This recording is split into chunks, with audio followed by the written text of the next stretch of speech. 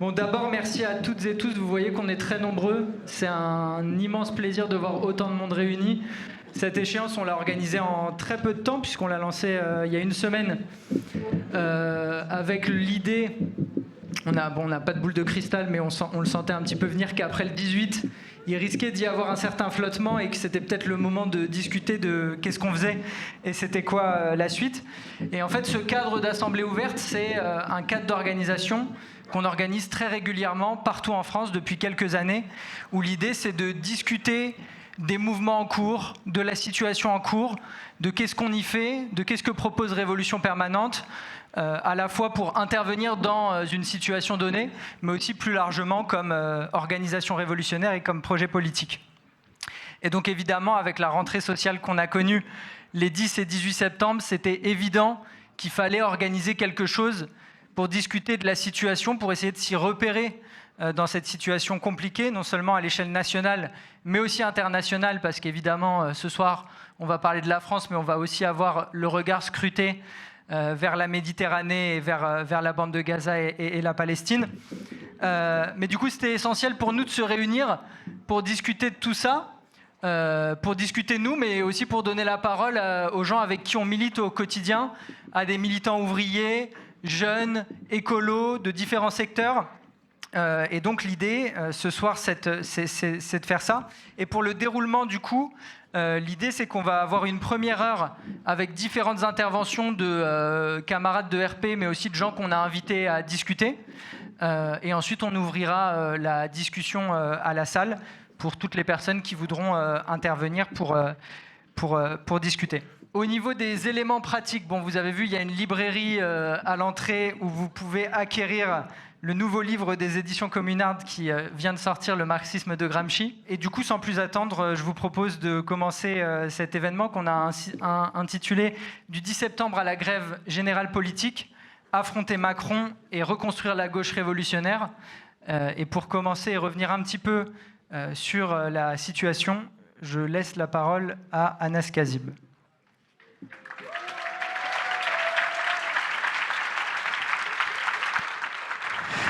Oui, merci Paul. Bonsoir à toutes et à tous. C'est hyper stylé de vous voir aussi nombreuses et nombreux. Et je pense que vous n'êtes pas là que pour nos beaux yeux, mais que cette assemblée ouverte, elle correspond surtout à un besoin dans la période de discuter, de réfléchir, d'analyser la situation, ce qui se passe et comment on essaye d'avancer ensemble, comment on essaie de trouver des pistes de réflexion, d'organisation pour lutter contre le gouvernement. Moi, je vais essayer de faire une introduction pour donner les éléments assez centraux, généraux, qui permettront derrière d'ouvrir le débat après les prises de parole des différents camarades qui vont me suivre, mais qui seront une base pour la discussion. Je voulais dire tout d'abord que si on fait cette assemblée ouverte, un peu dans la continuité de ce qu'a dit Paul, c'est parce que pour nous, le rôle d'une organisation politique révolutionnaire, c'est pas uniquement d'écrire des articles, d'aller couvrir des piquets de grève ou autres, mais c'est aussi de mettre notre outil, cette organisation politique, ces militantes et militants, au service de la lutte de classe et en premier lieu à savoir comment on réfléchit ensemble, comment on pense, comment on s'organise ensemble et comment confluer avec les éléments les plus conscients que vous êtes ici dans cette salle, parce que le samedi après-midi on peut se dire qu'on a 1001 choses à faire et que si vous venez à l'espace Charenton ce soir pour discuter de grève générale, c'est qu'elle vous préoccupe autant que nous. Et on considère que ce dont on a besoin, c'est non pas uniquement d'organisations qui écrivent et qui disent ce qu'eux pensent, mais c'est comment on essaie de constituer des blocs de résistance ensemble dans la période, et cette assemblée ouverte est d'une certaine manière un premier bloc de résistance pour penser nos tâches dans la situation. Le premier élément que je voudrais dire et qui pour moi est assez central et qui va duquel tout découle derrière, c'est de comprendre qu'on a changé d'époque, les camarades. On a changé d'époque dans le sens où il y a un approfondissement de la crise politique en France, bien évidemment, mais également à l'échelle internationale. Vous avez vu notamment l'élection de Donald Trump, comment elle a été une explosion à l'échelle internationale, les conséquences directes du Trumpisme, mais je pense que vous suivez également les révoltes qui existent dans certains pays, actuellement à Madagascar, mais vous avez vu le Népal, l'Indonésie, vous voyez les conséquences.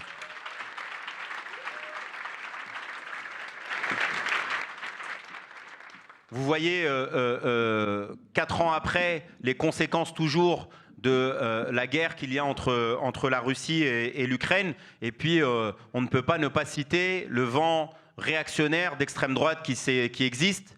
La pointe avancée, c'est bien évidemment le génocide que vit le peuple palestinien, la politique de Benjamin Netanyahou. Mais vous pouvez voir qu'il y a quelques semaines en arrière, à Londres, il y avait plus de 100 000 personnes revendiquaient des blocs identitaires, de l'extrême droite fasciste, etc. Pas uniquement anglaise, mais certains groupes qui venaient de l'international. Et donc oui, il faut comprendre qu'on est dans une époque dans laquelle il y a des gouvernements qui sont dans cette crise-là, mais il y a également des guerres et un retour de la militarisation.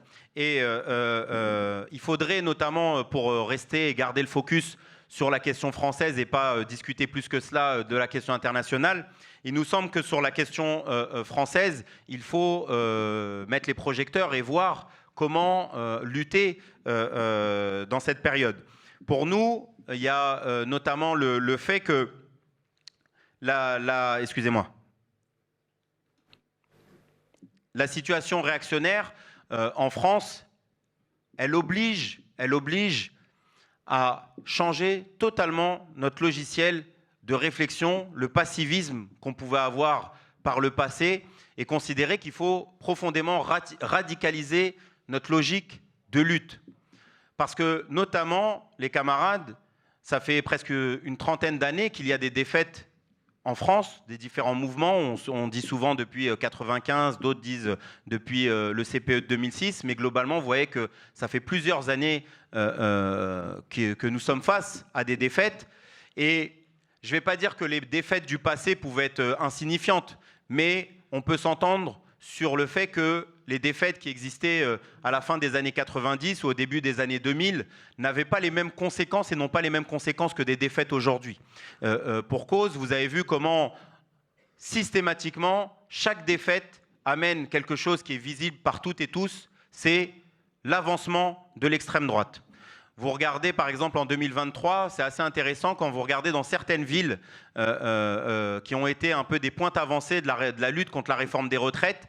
Il y a certaines enquêtes qui ont montré que des villes en 2022 qui étaient acquises, des circonscriptions qui étaient acquises à la gauche, en 2024, au moment de la dissolution, elles basculent à l'extrême droite. Et il y a une particularité, c'est qu'entre 2022 et 2024, il y a eu un mouvement important. Et dans ces villes-là, on voit comment, notamment pour citer certains sociologues qui se spécialisent sur la question du vote de l'extrême droite dans les territoires de la France périphérique, qui sont Félicien Faury et Benoît Coquart, ils disent d'une certaine manière que le vote de l'extrême droite, c'est la combinaison du racisme, mais également du désarroi, du fait d'être fataliste, de considérer que oui, ça devient de plus en plus difficile de pouvoir lutter, etc., de pouvoir gagner, et donc qui répondent beaucoup plus facilement aux sirènes de l'extrême droite. Et donc, on considère qu'il faut absolument changer ce logiciel-là. Et nous, on a notamment un désaccord avec les partis de gauche comme de droite, c'est qu'ils veulent absolument esquiver la question du retour de la lutte de classe. Et pour diverses raisons. Côté droite, ils vont dire que la lutte de classe, c'est terminé depuis un siècle, que maintenant, il y a des patrons, des artisans, des travailleurs et des chômeurs, et puis basta, on est tous citoyennes et citoyens. Et puis, si on prend dans l'échiquier à gauche, on va expliquer que bon, il faut un peu de lutte, il faut un peu de résistance, mais il faut surtout un bon bulletin de vote pour pouvoir changer les choses. Et on est totalement contre cette logique-là, notamment parce que c'est la situation politique qui nous donne raison. Je le disais, je parlais du Népal, de l'Indonésie, etc., de Madagascar, ça c'est à l'échelle internationale. Mais quand on regarde uniquement la décennie en France depuis 10 ans, depuis le mouvement contre la loi El Khomri, c'est une lutte, parfois même deux, dans la même année depuis 10 ans. Les gilets jaunes, les grèves des cheminots, les 2 grèves des retraites, etc. etc.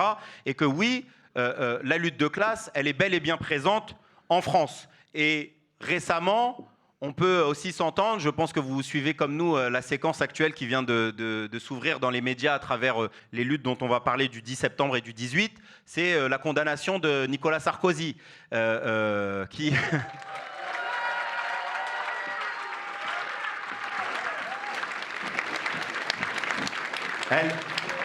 On n'est pas pour la justice bourgeoise ici, mais quand même, on ne peut pas bouder notre plaisir vis-à-vis de quelqu'un qui parlait du Karcher, etc., et qui trouvait que la justice était trop laxiste et que les gens, ils se la coulaient douce en prison. Aujourd'hui, c'est eux qui se font attraper. Et on voit une chose dans cette affaire Sarkozy, c'est la radicalité qu'exprime une large partie du bloc bourgeois jusqu'au ministre de l'Intérieur. Je veux dire, Bruno Retailleau s'est dit choqué de la condamnation de Nicolas Sarkozy. On va aller chercher le passé de la magistrate. Je sais pas pour quel jeune de quartier populaire au moment de la révolte, les révoltes de Naël. Je ne sais pas pour quel gilet jaune. Je ne sais pas pour quel écolo qui est parti repeindre une devanture de chez LVMH, etc. On est parti chercher le passé des magistrats qui ont porté ces condamnations. Par contre, pour Nicolas Sarkozy, on va aller fouiller et on va aller traquer en fait les juges jusqu'à parler de juges bolcheviques, de juges communistes, etc. Dire que le syndicat de la magistrature, c'est l'extrême gauche. Et puis, vous voyez que la prison et la justice, c'est pas pour les bourgeois, c'est pour les pauvres, les travailleuses, les travailleurs, etc. Et puis, il y a un deuxième sujet qui a traversé ces derniers jours, c'est la taxation des riches et notamment cette taxe Zuckman. Bon, nous, on est favorable à la taxe Zuckman par principe, comme on serait favorable pour l'augmentation de 10 € d'un salaire. On ne va pas dire non, on est contre l'augmentation de 10 € d'un salaire. Mais on considère que comme 10 € de plus, ce n'est pas suffisant, on considère que la taxe Zuckman, elle est insuffisante vis-à-vis du niveau d'inégalité sociale qui existe dans ce pays.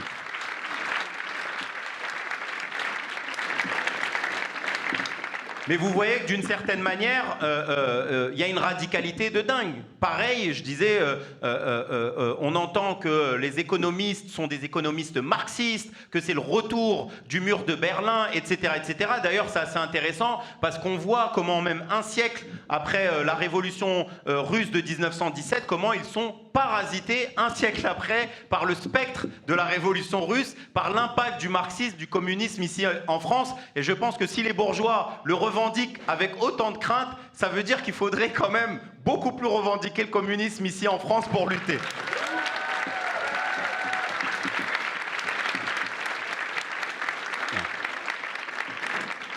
Et la réalité, les amis, c'est que s'ils sont aussi radicaux, c'est principalement pour 2 éléments. Le premier, c'est qu'ils voient que le gouvernement est aux abois et affaibli. Voilà, ils voient que le gouvernement est dans une telle instabilité que c'est compliqué pour eux de régler la situation par en haut. Ce n'est pas uniquement nous qui le disons. Sébastien Lecornu lui-même, il a déclaré qu'il était le Premier ministre le plus faible de la Ve République. Et la deuxième raison, les amis, de cette radicalité, c'est que la bourgeoisie, elle voit bien qu'il y a un retour de la lutte de classe qui s'exprime autour de la journée du 10, du 18, mais également par l'esprit revendicatif qui accompagne cette rentrée de mobilisation. Et c'est assez intéressant quand on regarde les sondages. Déjà, c'est l'hécatombe pour Macron et le gouvernement de Lecornu, c'est-à-dire qu'il y a une majorité de la population qui sont pour la démission d'Emmanuel Macron ou encore pour la dissolution du gouvernement. Il y a 79% qui sont, peu importe la famille politique, peu importe la famille politique, d'extrême droite jusqu'à l'extrême gauche, 79% de la population qui est pour taxer les familles les plus riches de ce pays. Et quand on zoome, même sur la base électorale du Rassemblement national, ils sont 75% à être favorables à la taxe Zuckman. Et c'est assez intéressant de voir, en parlant de l'extrême droite, comment notamment le Rassemblement national est totalement en panique actuellement, est totalement en retrait. Je veux dire, ils sont aux abonnés absents. On voit bien comment le Rassemblement national profite plus des périodes électorales que des périodes de lutte de classe. C'était la même chose en 2023, souvenez-vous, ils disaient oh, on n'a même pas le droit de manifester, etc., parce qu'ils voient bien que le curseur, il est très à gauche, et même dans leur base électorale, et ça les emmerde énormément, les amis. Et je pense qu'il faut voir ça, parce qu'on a souvent tendance à voir nos ennemis plus gros qu'ils sont et à moins voir les contradictions qui peuvent exister aussi à l'extrême droite, parce que notamment le Rassemblement national, ils sont tiraillés entre deux ailes, si je peux dire de cette manière-là, entre une aile qui est celle de la respectabilité, celle qui est de montrer que nous aussi on peut gouverner, nous aussi on peut diriger le pays. C'est pour ça que vous avez vu des personnes comme Thierry Breton, Nicolas Sarkozy ou même Pierre Gattaz considérer que c'est au Rassemblement national de gouverner. Bardella qui a fait un courrier à l'attention des patrons du MEDEF pour dire à quel point le Rassemblement national pouvait être une solution. Et de l'autre côté, ils sont tiraillés par une aile qui est une grande partie de leur base électorale, qui est issue des classes populaires, qui a voté pour elle, mais dans le sens où en fait cette base électorale, elle reste ultra radicale vis-à-vis du système et de la bourgeoisie. Et c'est notamment pour ça qu'on peut retrouver que 75% des électeurs du Rassemblement national sont favorables à une taxe qui vient de la gauche et qui est là pour taxer le patronat. Et on voit une chose dans cela et dans ce comportement-là du Rassemblement national, c'est que nous, on considère que ce n'est pas à travers des alliances électoralistes de la gauche institutionnelle, type Nouveau Front Populaire, qu'on peut faire reculer l'extrême droite, mais c'est au contraire, dans la lutte de classe, une lutte radicale, en fait, en essayant d'arracher un à un, en fait, toutes les personnes qui ont pu tomber dans les sirènes de l'extrême droite, comme je disais, suivant les discours racistes, par désarroi, etc., et en montrant, in fine, que c'est les gens de gauche, c'est la classe ouvrière qui est dans la lutte et qui peut défendre les intérêts des prolétaires partout en France. Et qu'au contraire, comme Sarkozy, Le Pen est aussi une voleuse, que le Rassemblement national, c'est pas uniquement un parti raciste, c'est également un parti profondément bourgeois. Je pense que la lutte de classe, en fait, c'est pour cette raison-là qu'ils sont aussi mal, parce qu'ils savent qu'ils peuvent perdre énormément de plumes dans la bataille si derrière, leur base sociale commence à voir que finalement, ils sont moins du côté de celles et ceux qui luttent et ils sont beaucoup plus du côté des intérêts des patrons.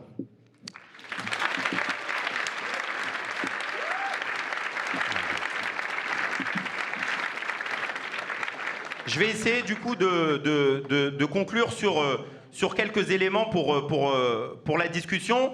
Et nous, on voudrait dialoguer dans cette Assemblée générale avec une idée et un discours que peut-être une bonne partie d'entre vous pouvait avoir. C'est le fait que voter ne suffit plus et manifester ne marche plus. Ça, c'est quelque chose qu'on entend énormément, etc. et qui fait qu'on est un petit peu, comment dire, bloqué à ne pas savoir comment on avance de quel côté. On voudrait soumettre au débat certaines réflexions. C'est clair et net que si la lutte de classe est de retour, les vieux démons de notre camp social n'ont pas totalement disparu, et en premier lieu, le scepticisme qu'on peut avoir vis-à-vis de nos propres forces, de douter de la possibilité, en fait, de pouvoir gagner. Et la question, et le problème principal surtout, c'est pas de se demander pourquoi ça ne marche plus, mais c'est d'abord de se demander pourquoi ça n'a pas marché.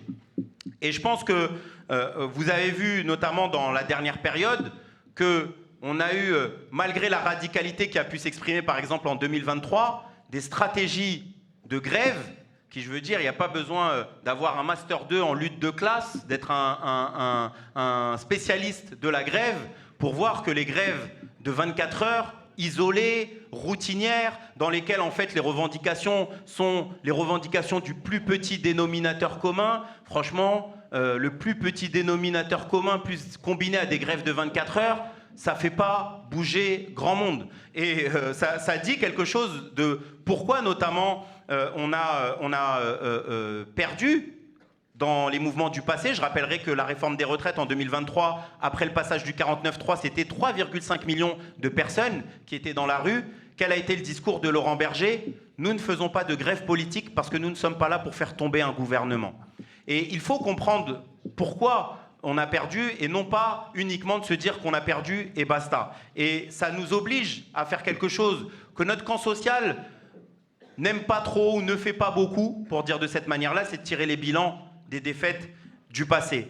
Et on veut tirer la sonnette d'alarme parce que plutôt que d'attendre la défaite et de dire on avait raison, on n'est pas des prophètes de la défaite, on veut éclairer, et c'est pour ça qu'on fait cette assemblée ouverte aujourd'hui, c'est d'éveiller un peu la conscience et de voir comment on lutte là-dedans. Parce que vous voyez les amis, qu'on est en train quand même de recommencer un petit peu ce qui s'est fait en 2023. On a un 10 septembre qui donne énormément d'espoir, qui a été beaucoup plus réussi que ne l'espérait le gouvernement, qui a fait émerger énormément d'assemblées générales, qui étaient très importantes dans le pays, qui a eu le mérite d'obtenir depuis des années 2 victoires importantes. La première, c'est d'avoir fait tomber un gouvernement. La deuxième, c'est d'avoir fait tomber également son budget, d'avoir déjà imposé énormément de recul et de pression aujourd'hui à Sébastien Lecornu. Et ce n'est pas le 18 septembre, les amis, qui est venu derrière, qui a été un stratagème, on l'a tous vu, même si on se félicite de la réussite et qu'on l'a milité, on a toutes et tous compris que l'objectif du 18, c'était surtout d'enjamber le 10 et de faire un sorte de cordon sanitaire autour du 10 de l'auto-organisation pour reprendre la main sur le mouvement.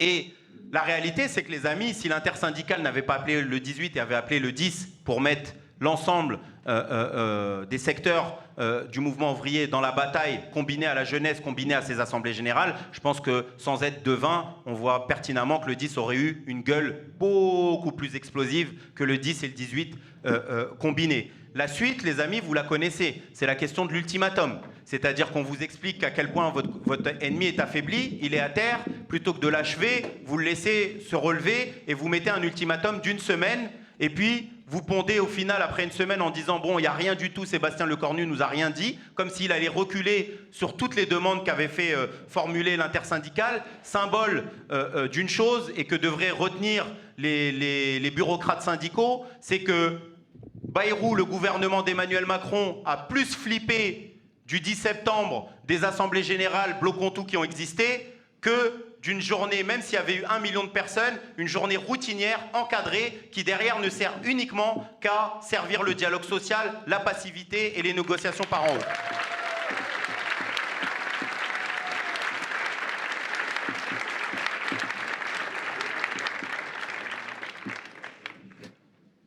Et donc, le 2, les amis, il est là, on va le militer, on va faire en sorte qu'il soit le plus réussi possible, mais la réalité, c'est qu'on voit déjà qu'il n'enthousiasme pas grand monde. Le problème de ça, les amis, c'est que quand vous avez une date qui sort par dépit parce que vous espériez l'éviter, vous voyez bien qu'on ne met pas dans la marmite les arguments nécessaires pour pouvoir donner quelque chose de plus explosif. Et derrière, si le 2 est foireux, eh ben, les bureaucrates syndicaux expliqueront que bon, ils ont donné les outils pour pouvoir lutter, force est de constater que ça ne fonctionne pas et retourner au dialogue social. Et donc, les amis, nous, on veut rompre avec une idée qui serait celle que la lutte de classe, en fait, ne paye pas, ou une autre, celle de la bureaucratie syndicale, que la lutte de classe existe, mais qu'elle doit servir uniquement à mettre la pression pour obtenir du dialogue social et des négociations. Et je terminerai avec cette idée-là en donnant quelques éléments. C'est que nous, on considère, les amis, que dans la période, face à l'affaiblissement du régime, face à l'instabilité qui peut exister, face à la possibilité de guerre, mais également de processus révolutionnaires, qu'il nous faut construire les conditions d'une grève générale politique. C'est-à-dire de faire le maximum pour l'explosion sociale, mais pour que cette explosion sociale, elle se fixe notamment comme objectif le fait de transformer la société en passant par exiger d'une part la démission d'Emmanuel Macron. Ça nous semble être quelque chose de central. Les directions syndicales ne le réclament pas, ne réclament même pas la démission d'Emmanuel Macron. Eux, ils veulent un interlocuteur. Nous, on considère, non pas uniquement juste sur la figure de Macron et ce qu'a été le macronisme, comme détestation, mais qu'il faut comprendre, les amis, ce que veut dire une puissance impérialiste comme la France, ce que ça veut dire à l'échelle internationale, d'accord ? Le fait de faire tomber le président de la République par la lutte de classe, par des mouvements de masse, etc. Le niveau de déflagration que ça serait à l'échelle internationale et qui permettrait d'aller beaucoup plus au bout des choses, de discuter, je laisserai Elsa qui en parlera par la suite, de imposer un programme démocratique radical, etc. Et je dirais simplement que pour nous, dans la période, par rapport aux deux, ce qu'on considère, c'est qu'il faut construire l'auto-organisation qui a commencé à émerger autour du 10. Parce que les amis, on va s'entendre, entre le 10 et le 18, malheureusement, il y a eu un affaiblissement des assemblées générales. D'accord ? Il y a des responsabilités de la bureaucratie syndicale, mais nous avons aussi, d'une certaine manière, par en bas, des responsabilités. C'est-à-dire qu'on a tiré les bilans pour la construction du 10, mais le problème, c'est qu'on est en train sagement de revenir en arrière et de laisser les clés de la lutte aux directions syndicales. Et il faut absolument, pour lutter contre ces stratégies de la défaite, imposer l'auto-organisation. C'est l'auto-organisation, les amis, qui ont forcé la bureaucratie syndicale à appeler le 18 septembre. Nous ne sommes pas contre les appels des directions syndicales, mais nous sommes pour que les directions syndicales soient contraintes à appeler sur les bases de l'auto-organisation, sur les bases des assemblées générales souveraines, et qu'elles soient contraintes à suivre les mots d'ordre et les stratégies de la base, et non pas à faire des journées qui enjambent, qui mettent des cordons sanitaires autour.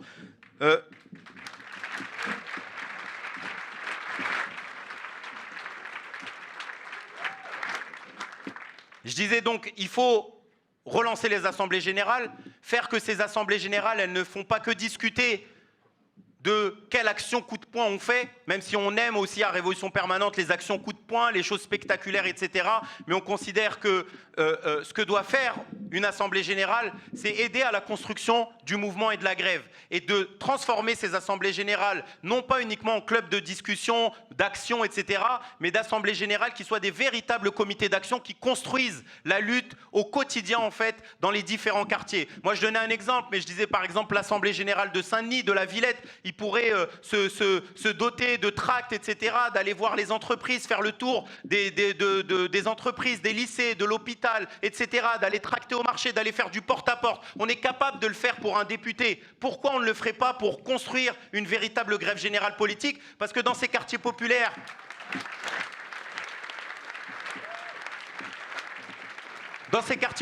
les amis, il n'y a pas que des électeurs. Il y en a aussi beaucoup, malheureusement, qui ne peuvent pas voter, mais il y a surtout les travailleuses et les travailleurs du quotidien, celles et ceux qui sont en première ligne, qui travaillent dans l'agroalimentaire, la santé, la grande distribution, le nettoyage, la sécurité, etc., etc. Et je pense que le devoir de militants qui sont d'avant-garde, parce qu'on est de l'avant-garde lorsqu'on décide d'aller dans une assemblée générale et discuter, de s'organiser, etc.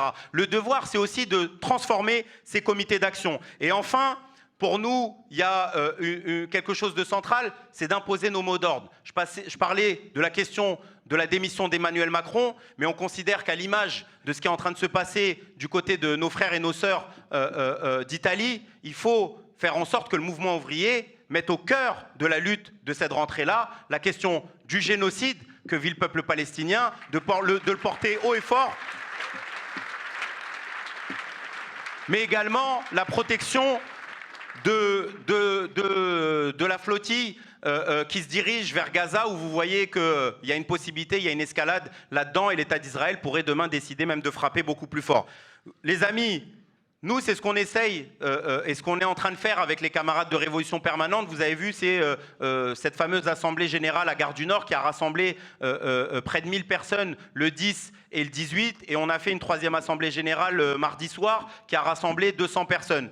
Ce qu'on veut faire à travers cette assemblée générale, c'est d'ouvrir en fait les portes qui essayent de refermer la bureaucratie syndicale, en considérant que maintenant, c'est fini Blocontout, c'est fini l'Interpro. Maintenant, chacun discute boutique par boutique, là où ça existe. Parce que souvent, on fait en sorte qu'il n'y ait aucune assemblée générale ni piquet de grève. Il y a des camarades de la RATP, j'en profite.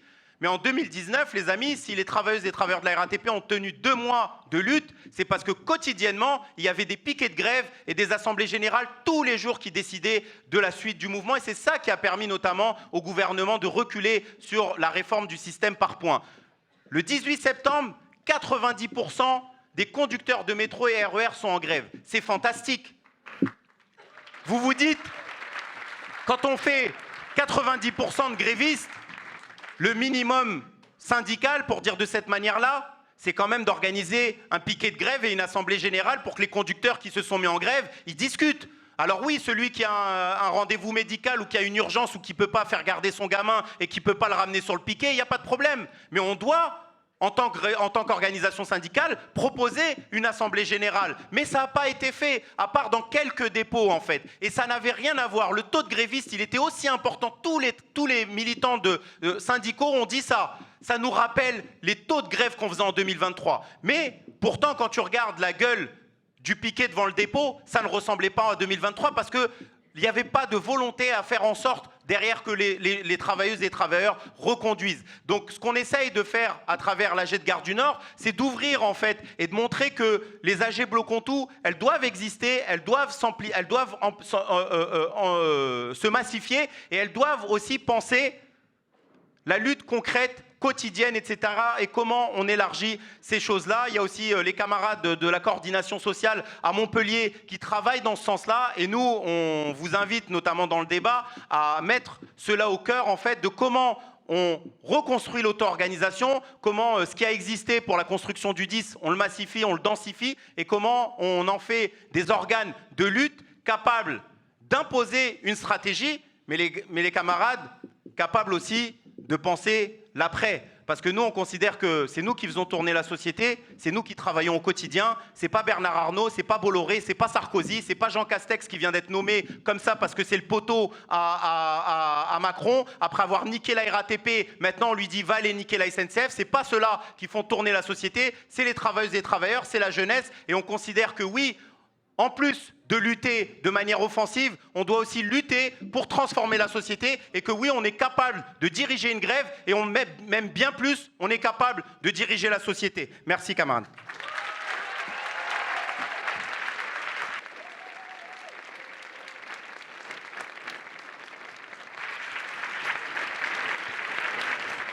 Merci beaucoup. Merci, Anas. Oui, tu mentionnais l'AG de Gare du Nord, qui est une AG qui a réuni beaucoup de secteurs et qui a été à l'origine du pôle grève générale dans la manifestation du 18 septembre que vous avez peut-être vu si vous lisez le Wall Street Journal ou le Guardian ou tout simplement si vous étiez à la manifestation. Ce pôle qui a réuni des milliers de personnes autour des mots d'ordre Macron démission, grève générale pour tout bloquer. Et dans ce pôle, il y avait notamment une représentation d'un secteur qui a joué un rôle central le 10 et le 18 septembre, c'est la jeunesse.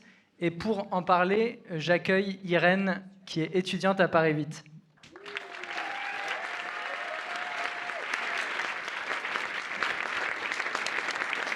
Ouais. Bonsoir à toutes et tous. Du coup, c'est Irène, je suis étudiante à Paris 8 à Saint-Denis. Et du coup, je suis militante au Point Levé, le collectif de jeunesse de Révolution Permanente.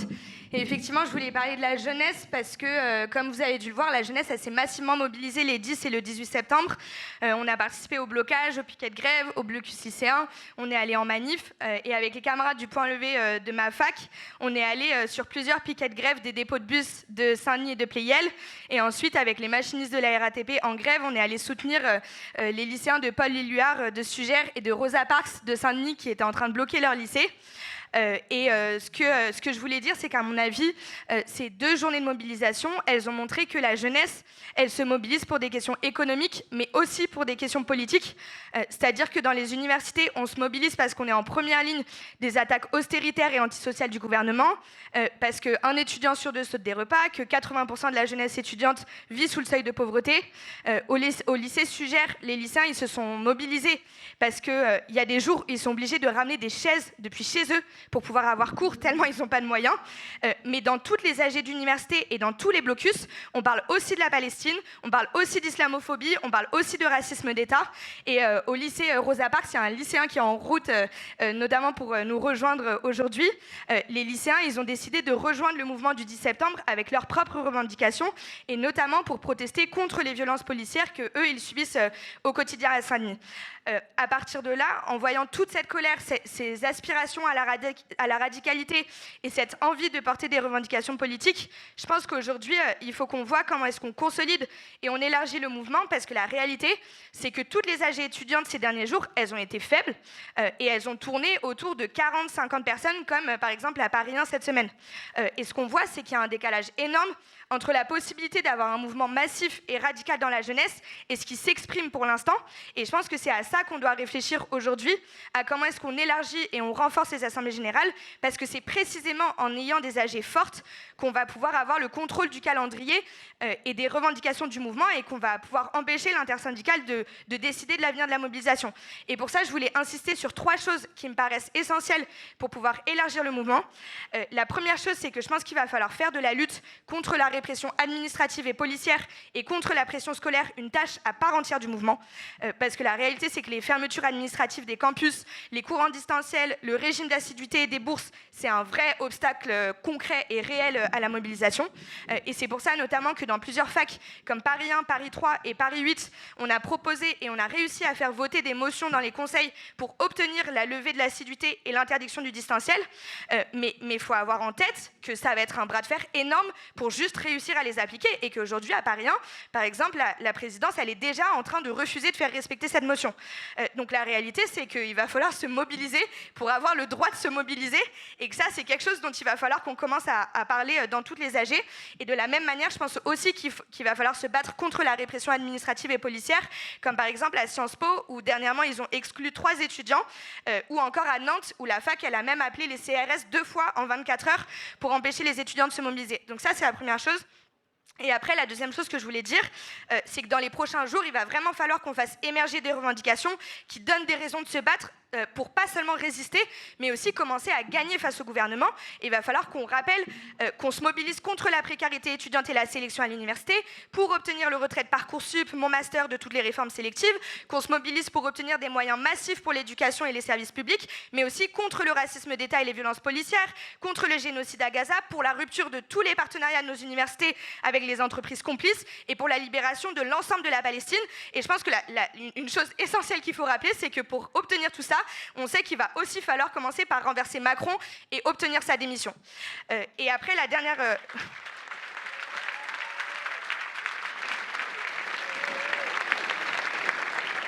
Et après, la troisième chose qui me paraît essentielle pour élargir les AG, c'est qu'il va falloir qu'on commence à militer plus consciemment pour la jonction avec les travailleurs, dans le sens où déjà le 18 septembre, on a vu des éléments de jonction avec le monde du travail, comme par exemple dans les lycées, où les élèves de Victor Hugo et de Voltaire, ils ont rejoint les soignants de l'hôpital Tenon. Mais je pense que dans toutes les AG, il va falloir qu'on construise des commissions grèves qui réfléchissent à la jonction avec les travailleurs, qui cartographient les piquets de grève qu'il va falloir aller soutenir. Et je sais que notamment ça a été discuté dans l'AG de Gare du Nord de cette semaine, de faire jonction avec le lycée de Lamartine, et je pense qu'il va falloir voir là dans cette AG comment est-ce que ça peut se réaliser concrètement cette semaine. Et c'est pour ça que dans toutes les AG, je pense qu'il faut qu'on propose dans toutes les facs cette semaine que le 2 octobre, on rejoigne à nouveau l'Assemblée Générale de Gare du Nord et qu'on manifeste à nouveau aux côtés des travailleurs dans un nouveau pôle pour la grève générale. Et la dernière chose que je voulais dire, c'est que je pense aussi qu'il faut qu'on voit comment le 2 octobre, on met plus clairement la Palestine au centre de nos revendications, dans un moment où les flottilles, elles peuvent se faire attaquer et intercepter à tout moment, où l'invasion terrestre de Gaza City, elle a commencé, mais aussi dans un moment où les travailleurs et la jeunesse en Italie, ils sont en train de faire une démonstration énorme que la grève, c'est non seulement un moyen de tout bloquer, mais c'est aussi un moyen de se battre contre les génocides en Palestine, et que la lutte pour la liberté du peuple palestinien, elle se combine aussi à la lutte contre les projets austéritaires de nos gouvernements qui veulent faire payer la militarisation aux classes populaires et la jeunesse.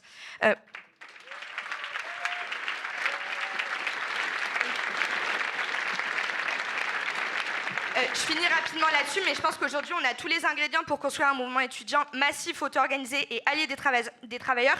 Mais pour ça, il va vraiment falloir qu'on se batte et qu'on milite pour la poursuite de la mobilisation, pour l'élargissement des revendications sur tous nos lieux d'études. Le 3 octobre, il va aussi falloir qu'on reconduise la mobilisation partout où c'est possible. Et c'est ça que je vous invite à venir faire avec nous dans toutes les facs et dans tous les lycées avec le point levé.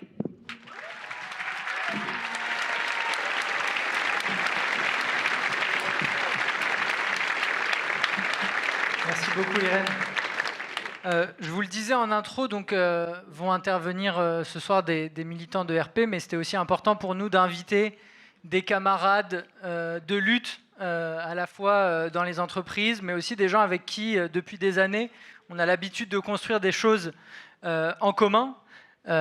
Et ce soir, justement, on a le plaisir de recevoir Frédéric Lordon, avec qui on a mené de nombreux combats nationaux ces dernières années. Le dernier autour du réseau pour la grève générale en 2023, et à qui je laisse la parole. Merci Frédéric. Merci Paul pour l'invitation. Je vais me livrer à un exercice de provocation. Je ne sais pas si je serai très bien compris, mais vous en ferez quelque chose de toute manière. Moi, voilà la chose que je voudrais dire. Il me semble que ce qui se passe en ce moment n'est pas un mouvement social.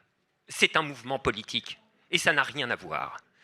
C'est l'ineptie intersyndicale qui s'est enfermée dans la séparation absurde du social et du politique et qui ne comprend plus rien à force de tout recoder dans l'unique grammaire revendicative, même ce qui lui appartient le moins.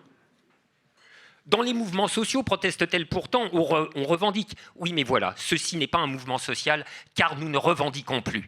Alors bien sûr, je sais qu'on continue de revendiquer, et à raison, dans les facs, dans les entreprises, à l'hôpital, etc. Mais en un autre sens, nous cessons de revendiquer. Nous commençons autre chose.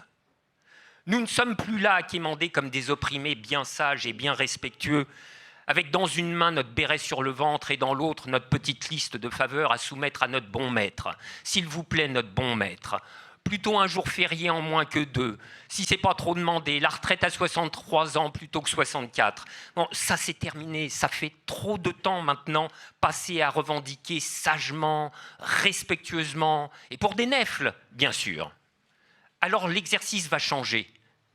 Et c'est cela, je crois, qui se joue dans le mouvement présent et qui en fait monte progressivement, depuis que s'est rouvert, comme le disait Anas, dans le pays, le cycle de lutte que nous connaissons. Tout le spectre de l'imbécilité politique, depuis le gouvernement jusqu'au Parti socialiste, en passant par les médias, n'y comprend rien, persiste à demander « mais qu'est-ce que vous revendiquez ?»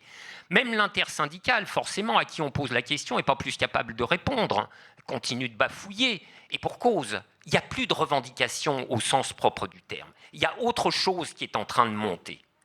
Et c'est bien cet effacement de la revendication, dans un premier temps, et le vide qu'il laisse derrière lui, un peu vertigineux pour certains, que vient remplir l'inénarrable taxe Zuckman, à laquelle tout le monde s'accroche de ne pas saisir la mutation en cours. Parce que tout de même, la taxe Zuckman, c'est l'ultime paix de lapin revendicatif.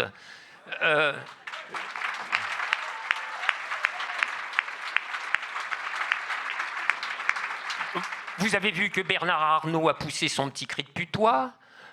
Le chef des connards à chaussures pointues de la BPI a hurlé au communisme, mais là les mecs, ils sont pas préparés, il faut leur dire, ils sont pas prêts. Alors le MEDEF nous fait un grand meeting. Je sais pas ce que vous en pensez, mais moi je trouve que c'est une riche idée, enfin en tous les sens du terme. Hein. Je veux dire, moi pour ma part j'y suis très favorable. Idéalement il faudrait que ça tombe le même jour que la manifestation de la Confédération paysanne, au moins les tracteurs seraient déjà là, quoi. Bon. Donc, si vous voulez, on ne va pas reprendre la rue pour les clopinettes de la taxe Zuckman, avec de nouveau, vous voyez le béret sur le ventre, on s'approche de la table du banquet où ils sont en train de baffer comme des porcs, et puis on s'incline et on demande poliment, est-ce qu'il n'y aurait pas dans un coin un micro-ton de pain pour nous? Non, c'est terminé ça. Ça, c'est fini. Je veux dire, revendiquer en tout cas comme ça, c'est fini. Donc, nous allons passer à autre chose. Nous ne revendiquons plus. Maintenant, nous affirmons. Nous n'avons pas des revendications sociales, nous affirmons des volontés politiques. Nous affirmons la volonté de changer l'état des choses. Nous affirmons le désir politique positif de transformer. Et dans le changement de l'état des choses, il y a que nous ne venons pas soumettre nos demandes à nos maîtres, nous venons chasser nos maîtres. Nous venons détruire...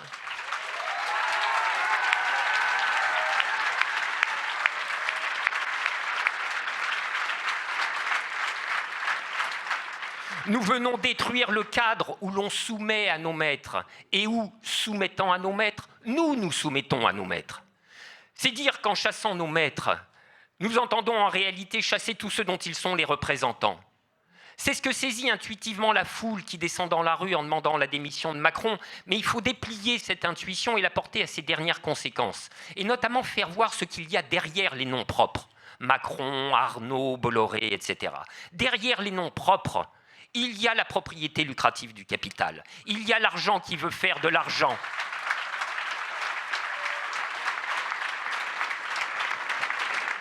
L'argent qui impose la loi totalitaire de son auto-accroissement à toute la société et dont les noms propres ne sont que les desservants. Si nous devons chasser Macron, Arnaud et Bolloré, c'est pour chasser la propriété lucrative. Nous affirmons donc que nous voulons extirper la propriété lucrative, que nous voulons par conséquent refaire les institutions où elle est enquistée comme un chancre, les institutions de la production, celles de la décision politique, celles de l'organisation des fonctions collectives, celles des médias. Alors là, je crois qu'on a perdu l'intersyndicale. Dans cette affaire, en tout cas, la classe ouvrière mobilisée, et oui, auto-organisée, est le bouclier du mouvement.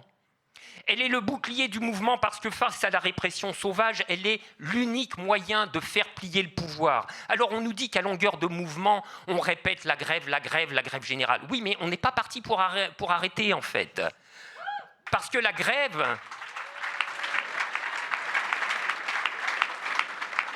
La grève, c'est l'arme fatale.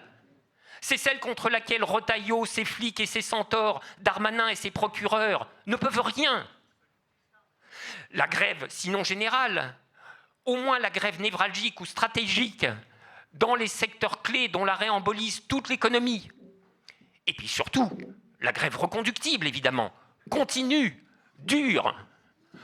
En 10 jours de reconductible, l'économie est à genoux. Et là, l'atmosphère dans le pays change du tout au tout. C'est à ce moment-là que commencent à se passer des choses inimaginables. En bas, ça se met à parler dans tous les coins, ça envisage des trucs inouïs, ça se déplace à des vitesses folles. En haut, ça commence à avoir assez peur.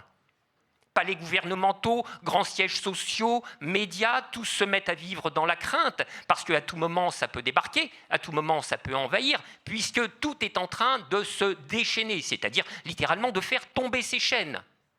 Alors c'est le moment où, par l'effervescence générale, quand l'atmosphère change, le rapport de force dans les têtes change à son tour. Et c'est le moment où l'on peut reprendre la rue en sauvage sans courir des risques déraisonnables, parce que le pouvoir commence à être débordé. Alors maintenant, imaginez seulement si là-dessus, tout d'un coup, les quartiers entrent dans la danse.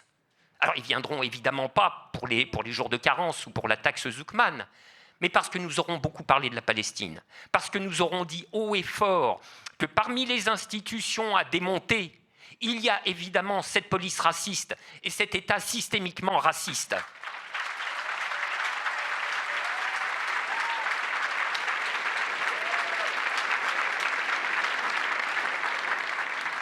Alors là, les flics sont promis à l'erreur 404, parce que ça va se mettre à courir de tous les côtés, dans tous les sens. Le grand tableau de la salle de crise du ministère de l'Intérieur va se mettre à clignoter de partout en rouge comme un sapin de Noël et puis va finir par sauter. Parce que c'est le moment où la vérité brute reparaît. Et la vérité brute, c'est qu'ils sont beaucoup moins nombreux que nous.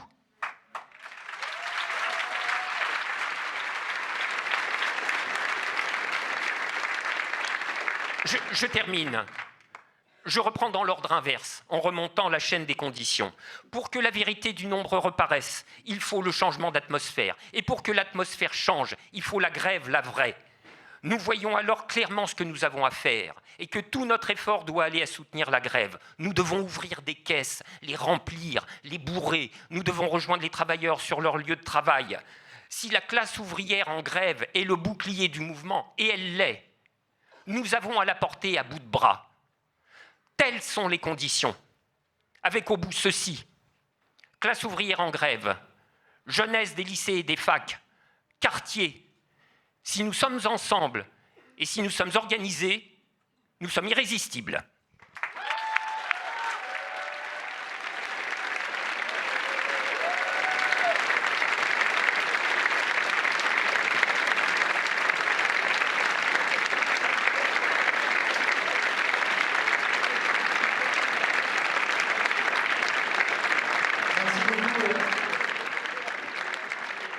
Merci beaucoup Frédéric. Et parmi ces volontés politiques que le mouvement affirme, il y a effectivement la Palestine, le soutien au peuple palestinien, à sa lutte et la dénonciation du génocide. Et aujourd'hui, nos regards ils sont portés vers Gaza, mais aussi vers la flottille, évidemment, la flottille historique qui est en train de se diriger vers les côtes de la Palestine pour essayer de briser le blocus de Gaza. Vous avez vu ces derniers jours les bombardements en série qu'ont subi plusieurs des navires de la flottille, la répression brutale que menace d'abattre Israël sur ces militants qui viennent de tout un tas de pays du monde, de pays occidentaux, d'Amérique latine, du Maghreb, etc., qui ont, on va dire, le courage d'essayer d'aller s'affronter et de mettre un coup de pression au moment où on voit toute l'inanité et l'impasse du droit international, des institutions internationales. C'est aussi un symbole de l'organisation par en bas d'une mobilisation internationaliste. Et nous, on vibre évidemment en suivant la flottille, et on vibre 2 fois plus fort parce que, je ne sais pas si tout le monde est au courant, mais on a un de nos camarades qui est sur un des bateaux, le Sirius, un camarade du Brésil, un camarade de notre organisation internationale. Et évidemment, on est en contact avec lui régulièrement, et il nous a envoyé une vidéo de salutation à l'occasion de cette réunion. Et je vous propose, avant de laisser la parole à Elsa, d'écouter notre camarade Gilga, qui est en ce moment sur la Méditerranée en train de naviguer vers Gaza.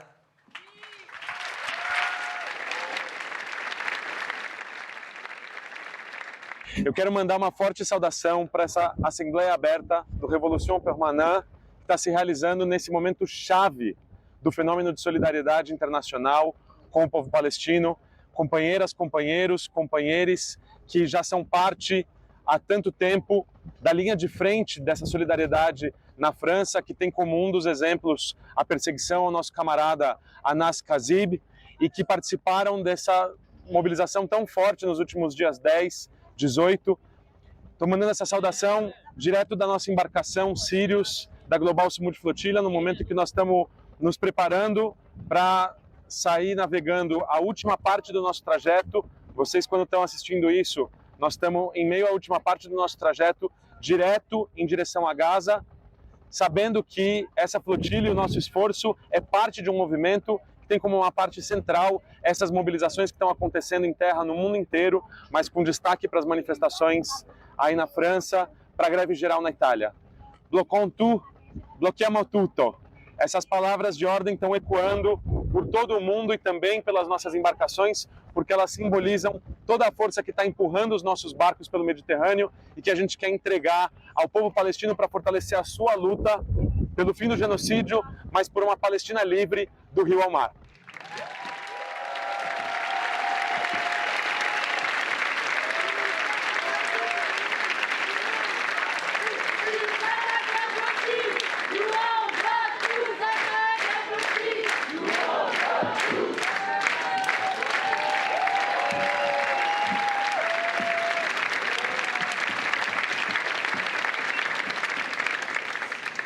Bonsoir à tous et à toutes. Plusieurs camarades l'ont dit, évidemment, mais je voudrais commencer cette intervention par saluer chaleureusement les militants de la flottille, Bruno, Gilga, mais aussi tous les autres, et saluer leur action extrêmement courageuse et indiquer avant tout qu'on sera évidemment là. C'est des militants partout dans le monde et qui prennent un risque considérable, qui ont déjà été attaqués, qui ont subi des attaques de drones, des jets de produits chimiques et qui vont probablement être interceptés dans les prochains jours. Et Irène le disait, d'autres aussi, c'est fondamental que ça fasse partie des revendications du mouvement, d'autant que ça fait 2 ans. Et je pense que c'est important de le rappeler ici, même si vous le savez tous, qu'on assiste à un génocide qui franchit chaque jour un nouveau cap, des bombardements incessants, l'organisation méthodique et consciente d'une famine, et maintenant une nouvelle offensive terrestre sur Gaza City qui vise à déplacer la population palestinienne dans un camp de concentration dans le sud de Gaza. Et c'est en réalité ce que Ilan Pappé appelle le génocide progressif, qui n'a pas commencé le 7 octobre, mais bien en 1947. Et je pense que c'est la raison pour laquelle... Et j'y reviendrai, mais je pense que c'est la raison pour laquelle, effectivement, on voit des drapeaux palestiniens un peu partout dans les manifestations sur les blocus de lycée, les blocus de fac. Et dire une chose importante quand même, c'est que la reconnaissance par Macron de l'État de la Palestine, c'est pire qu'une hypocrisie. non seulement c'est une reconnaissance absolument atrophiée de la Palestine dans sa version la plus opprimée, mais en plus, c'est contradictoire avec le fait qu'il continue d'armer un État colonial, qu'il n'y a aucune aide militaire qui est apportée à la flottille, et puis surtout qu'il continue de réprimer massivement toutes les expressions de solidarité avec la Palestine, que les juges et les procureurs continuent de poursuivre, mais aussi de condamner. Et je pense que c'est important de le dire, et encore une fois, j'y reviendrai, mais que ça doit faire partie des revendications du mouvement, puisqu'encore la semaine dernière, j'étais à Clermont-Ferrand en train de défendre une militante que je salue aujourd'hui avec mes confrères et consoeurs, qui était poursuivie parce qu'elle avait appelé au boycott de produits issus d'entreprises israéliennes sur Instagram. Et je pense que c'est important de voir ça aujourd'hui, de voir que, et j'y reviendrai, mais y compris comme avocate, puisque moi je milite dans un collectif qui s'appelle le collectif d'action judiciaire, qui organise des avocats et avocates qui pensent que défendre dans les tribunaux c'est bien, mais faire de la politique c'est mieux et surtout c'est nécessaire, parce qu'en réalité, on voit que malgré la situation dans laquelle on est, un juge quand il veut condamner, il condamne. Et je tiens à insister sur une chose, la répression de la solidarité avec la Palestine est d'autant plus indécente qu'elle instrumentalise l'antisémitisme. Et de ce point de vue, je voudrais aussi apporter toute ma solidarité à l'UJFP, qui est une organisation qui est de tous les combats, qui encore la semaine dernière, dans l'audience dont je parle, a témoigné à la barre pour expliquer que ce génocide ne se faisait pas en leur nom et qu'il y a une différence entre l'antisémitisme et l'antisionisme, qui est une position politique anticoloniale. Et pour ça, en réalité, ils sont persécutés par l'État français puisque leur directeur de publication a été perquisitionné il y a quelques semaines. Donc il faut prendre la mesure que le vrai visage de la reconnaissance de l'État de la Palestine par Macron, c'est bien celui-ci et qu'on y est très, très, très opposé.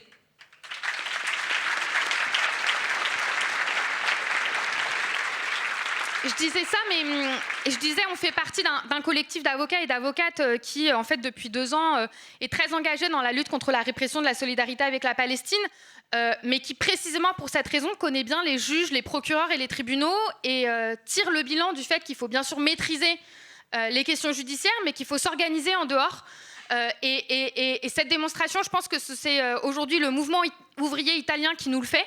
Plusieurs personnes en ont parlé, mais je pense qu'il faut prendre la mesure de ce qui est en train de se passer aujourd'hui même à Gênes, où il y a une rencontre internationale de dockers qui se réunit pour discuter de comment internationaliser et étendre le mouvement qu'ils sont en train de développer. Il faut réaliser que le plus grand syndicat du pays a appelé, et je les cite, et s'est dit prêt à proclamer sans délai une grève générale en cas de nouvelles attaques, blocages ou saisies de bateaux ou de matériel, et que c'est pas que ça. Le 22 septembre, il y a 90% des transports publics qui étaient en grève, 50% des chemins de fer, sans parler des facs bloqués, des grèves de profs, des manifestations devant la prison où en fait ils sont allés soutenir les jeunes qui étaient interpellés pendant le mouvement, ou encore de danseurs à la Scala de Milan qui arborent un drapeau palestinien. Donc en fait, si je dis ça, c'est pour montrer qu'une grève, ça peut être politique, ça peut être internationaliste, ça peut être anti-impérialiste, et c'est pas obligé de se limiter à des revendications corporatistes, c'est ce que disait Frédéric, mais c'est plus vrai que jamais, on le voit aujourd'hui autour de la question palestinienne, et c'est notre tâche de le suivre, et nous aussi de mettre au cœur du mouvement Bloc Hutu la question de la fin de la colonisation et de la libération de la Palestine.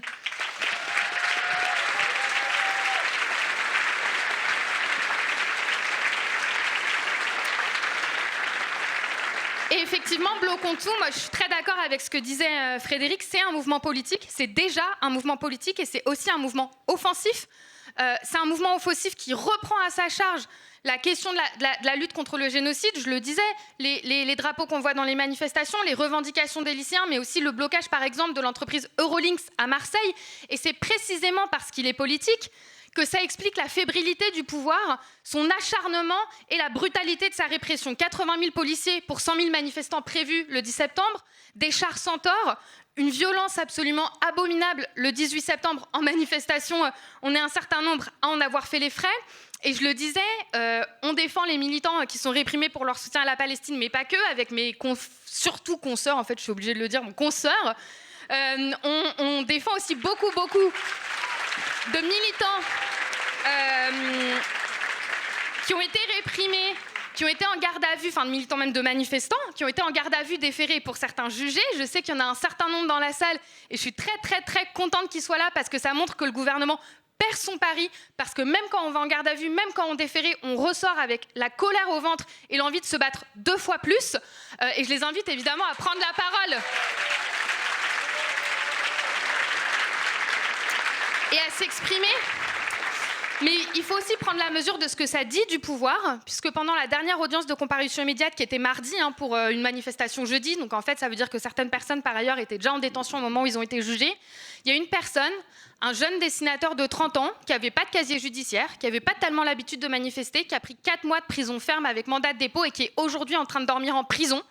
Donc je sais que toutes celles et ceux qui étaient là, y compris les avocates et les avocats, parce que nous, on ne s'y habitue pas. On est sortis avec un sentiment de dégoût, d'injustice, de violence politique hors norme, mais aussi avec la conscience qu'il va falloir s'organiser politiquement contre cette répression, qu'il faut ajouter aux revendications du 2 octobre, à la liste des revendications de l'intersyndicale que pointait Frédéric, la libération immédiate de ce camarade qui est aujourd'hui en train de dormir à Fleury, et qu'il faut aussi réclamer l'abandon de toutes les poursuites, parce que tous ceux qui ont été déférés, ils sont convoqués en décembre.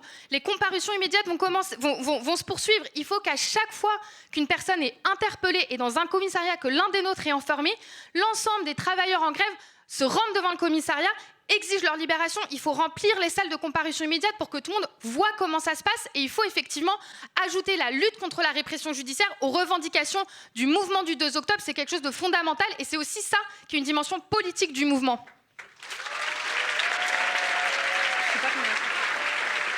Personne minute. Non mais t'inquiète, c'est pas possible. Et si je dis ça, c'est que en réalité, c'est aussi à double tranchant pour le pouvoir d'exposer son visage répressif. C'est une des dimensions politiques du mouvement, et que ce soit la question de la répression judiciaire ou la question du génocide, on voit que ce sont des revendications qui vont déjà au-delà de ce que revendique l'intersyndicale. Si vous regardez leur communiqué de presse et l'appel au 2 octobre, globalement, c'est le retrait du budget et le retrait de la retraite à 64 ans. Bon, a priori, pareil, Frédéric, il le disait, on est d'accord. On n'a pas de problème avec ça, c'est même plutôt bien. Mais je crois que c'est très, très, très en deçà de ce qu'on est en train de discuter en ce moment. Et que les potentialités de ce mouvement, elles sont beaucoup plus larges. La colère, elle est beaucoup plus large. Et qu'assumer le caractère politique de ce mouvement, il faut comprendre que ça se fait en lutte contre le projet des directions syndicales qui ne rêvent que d'une chose, c'est que ce mouvement, il s'exprime sur le terrain très étroit, très étriqué de revendications sectorielles et corporatistes. Et que ça, c'est la raison pour laquelle ils refusent de dire Macron démission. Et c'est précisément parce que c'est ça qui met le pouvoir à la défensive, comme le disait Anas, que nous, oui, on pense que Macron doit dégager.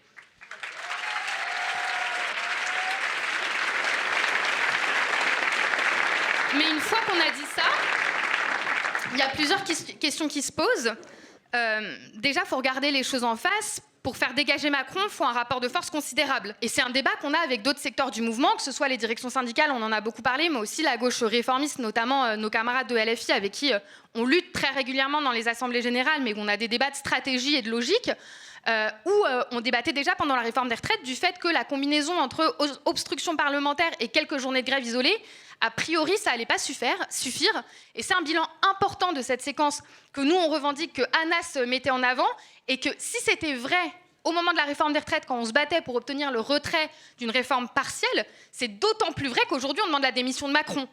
Et si on est conséquent avec cette revendication, si on est d'accord pour dire que Macron doit dégager, il faut prendre ça très au sérieux, et ça va se faire avec la construction d'un vrai rapport de force, d'un blocage de l'économie, de la construction d'une grève générale, mais qui implique de mettre toute son énergie au service de ce projet-là. Ça veut dire construire les assemblées locales, ça veut dire tourner dans les secteurs des entreprises, ça veut dire préparer les blocus de lycée, ça veut dire coordonner les secteurs. Et c'est à cette condition qu'on pourra obtenir la démission de Macron, mais surtout, et c'est là où il y a un deuxième niveau de discussion avec LFI, pourquoi est-ce qu'on serait contraint de s'arrêter là ? Si on est en mesure de construire un rapport de force suffisamment important pour que Macron dégage, ça veut dire qu'on peut espérer beaucoup plus. Parce que la réalité, c'est que la manière dont LFI est en train de poser la discussion, c'est de dire qu'il faudrait un moment refondateur. Mais ce qu'ils appellent un moment refondateur, c'est en gros une nouvelle élection présidentielle pour élire un nouveau monarque de la Ve République. Et ils le disent à peu près comme ça. On entendait Mélenchon le 18 septembre qui expliquait que, en fait, c'était dans la culture populaire, la Ve République et l'élection présidentielle. Moi, je pense que c'est faux. Je pense que dans les assemblées générales, sur les piquets de grève, dans les lycées, les gens sont en train de discuter de beaucoup plus de choses que ça. Sont en train de se poser des questions beaucoup plus profondes. Et la colère qui s'exprime, c'est l'accumulation de la colère contre les passages en force, le 49-3, un régime autoritaire et tout ce que ça charrie. Et à partir de là, on peut demander beaucoup plus que la démission de Macron. Et surtout, je ne crois pas que les gens soient en train de se dire il faut maintenant, dans 2 mois, pour qui je vais voter. Est-ce que c'est pour Tondelier, Mélenchon ou Roussel ? Je pense qu'ils sont en train de se poser la question de dans quel régime ils veulent vivre. Et c'est l'occasion pour porter des revendications démocratiques beaucoup plus radicales. Par exemple, la révolution permanente, on pose la question de savoir pourquoi est-ce qu'on ne pourrait pas tout simplement en finir avec la figure présidentielle, en finir avec le Sénat, en finir avec le Conseil constitutionnel, en d'autres termes, avoir une assemblée unique, débarrassée de toutes les institutions qui limitent le pouvoir d'une assemblée élue, et que cette assemblée élue-là, elle soit composée de députés révocables, payés à salaire d'ouvriers qualifiés, infirmières ou enseignants 2 500 €, et qui soient sous contrôle direct et immédiat de la population. Cette revendication...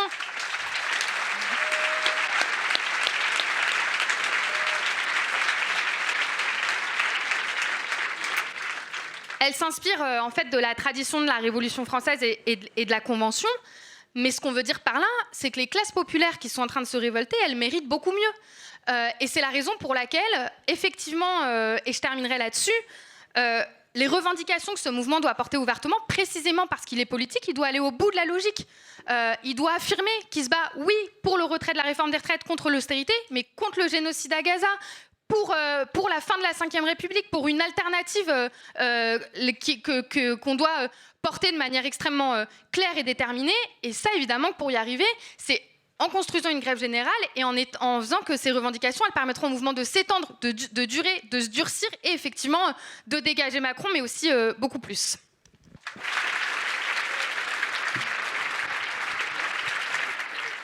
Merci beaucoup, Elsa. On parlait de cette importance de la grève générale et du rôle du monde du travail en ce sens. Et ce soir, dans la salle, on a la chance d'avoir beaucoup de travailleurs qui étaient en grève le 10 et le 18 qui sont présents. On a évidemment des cheminots, on a évidemment des travailleurs de l'éducation, des travailleurs de la santé, mais on a aussi des travailleurs d'Amazon, des travailleurs de Géodis, donc des travailleurs de la logistique, qui est un secteur stratégique, des travailleurs de l'industrie, d'entreprises comme Safran. Et pour nous, c'est inestimable, évidemment, d'avoir des travailleurs de ces secteurs-là qui sont à nos côtés. J'aurais pu citer aussi, évidemment, la pétrochimie, etc., etc., et beaucoup d'autres qui pourront s'exprimer dans la discussion. Mais on voulait déjà, dès cette première partie, donner la parole à un secteur qui a été un peu la pointe avancée de la mobilisation du 18 septembre. C'est le secteur des transports publics parisiens, de la RATP. Et pour en discuter ce soir, j'accueille Laurent, qui est conducteur de métro, et Farid, et qui étaient tous les deux, et de RER, et qui étaient tous les deux en grève le 10 et le 18, et qui vont venir nous dire quelques mots. Ouais, bonjour tout le monde. Moi, je suis Farid, je suis conducteur de RER A, et je suis militant chez Solidaire RATP. Donc, effectivement, on a été à la pointe un peu sur différents mouvements ces dernières années au niveau de la RATP et des transports parisiens. Et on l'a vu, ça faisait du bien au mouvement, et c'est ce qui a permis de faire mal aux différents gouvernements qui étaient en place, et de mettre une certaine pression et un certain mouvement social dans le pays qui était un début, on va dire une gilet jaunisation du mouvement sur la période 2019-2020. Et nous, ce qu'on voulait dire aujourd'hui, c'est que on a participé à la date du 10. On a essayé de lancer ce mouvement sur la date du 10 et pas enjamber cette date comme l'intersyndicale au niveau national l'a fait. On ne se cache pas de dire clairement qu'on n'a pas peur des mouvements qui nous dépassent et qui pourraient être plus révolutionnaires ou plus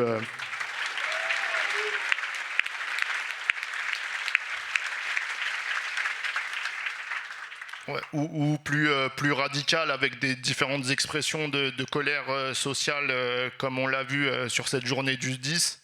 Et on interpelle aussi clairement les intersyndicales et les syndicats.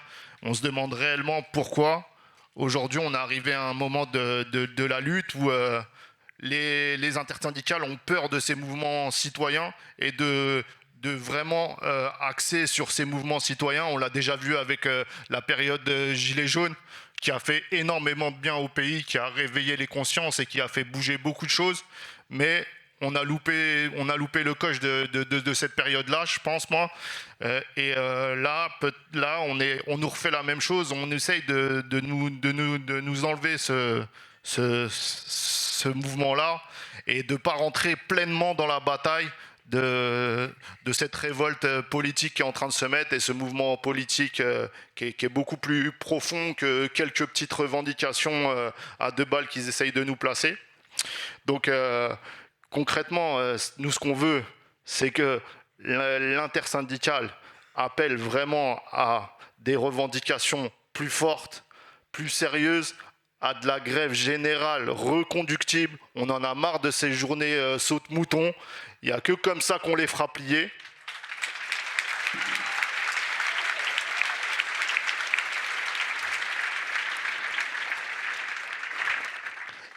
Et donc, faut renforcer le mouvement. La façon de le faire aussi, c'est de participer au maximum aux AG qui sont un peu partout, comme l'AG de Gare du Nord, venir renforcer ces moments entre travailleurs, entre lycéens, entre différents secteurs qui se parlent, qui communiquent entre eux, entre gens lambda qui viennent interpeller ces assemblées générales pour donner de la force au mouvement et que tout le monde soit impliqué, qu'on tire tous dans le même sens et qu'on ait vraiment des revendications très offensives.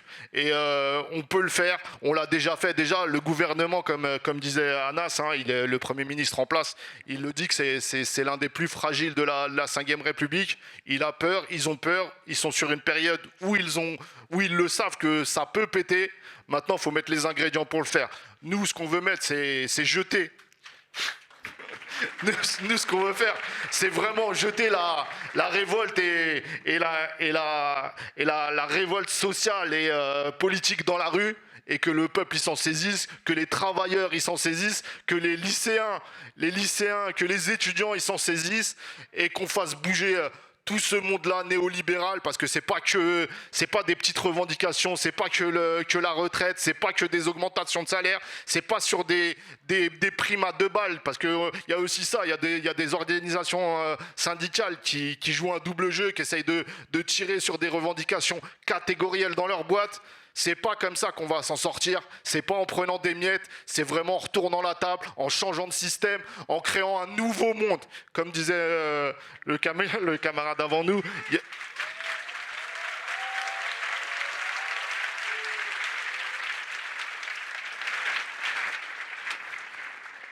Voilà, donc on a une vision vraiment beaucoup plus large. On vit un moment politique qui est très intense en ce moment.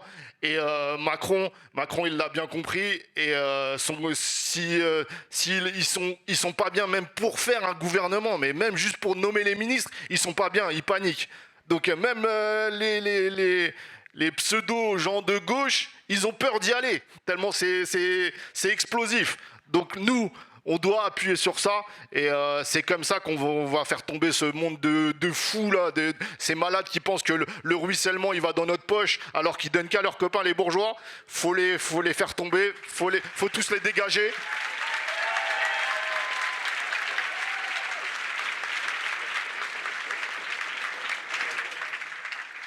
Et c'est par ces grèves-là, c'est mettre la grève partout dans les boîtes, la révolte populaire, la révolte dans la rue, et c'est comme ça qu'on changera ce monde.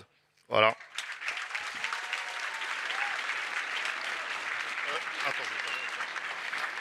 Non, il y a juste un truc que j'ai oublié. Voilà, c'est plus par rapport à la vidéo qu'on voit de la flottille et du camarade qui est sur ce bateau. Et ouais, j'ai un t-shirt Palestine, donc faut quand même que je le place. Ouais, faut aussi vraiment, on est presque à 2 ans d'un génocide massif sur une population, des enfants, des femmes, qui pourraient être n'importe qui meurt là-bas. Et il y a des gens qui sont partis sur des bateaux avec du lait en poudre, avec des pâtes, combattre une armée, l'une des armées les plus puissantes au monde, qui est en plus appuyée par tous les pays impérialistes. Et franchement, il faut leur tirer un grand chapeau.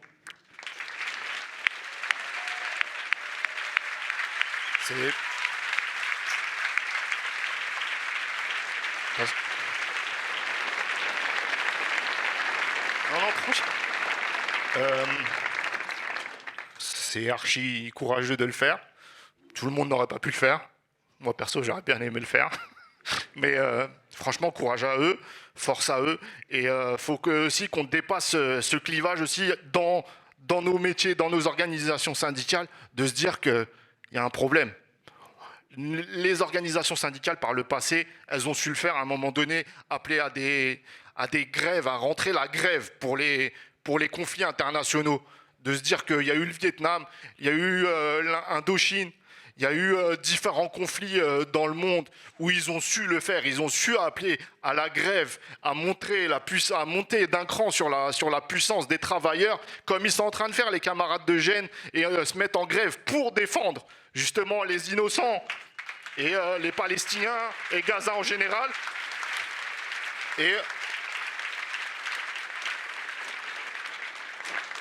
Et on voit qu'il n'y a rien. Ça fait 2 ans qu'ils se font massacrer, ils s'en plaignent plein la gueule. Ils n'arrivent même plus à compter les morts là-bas. Tout est explosé. Il n'y a que du sable. Et on les envoie à droite, à gauche, à droite, à gauche. Mais c'est quoi la perspective? Et nous, ici, on devrait se contenter de rassemblement en République. Mais j'en ai marre d'aller à République, moi. J'en ai marre.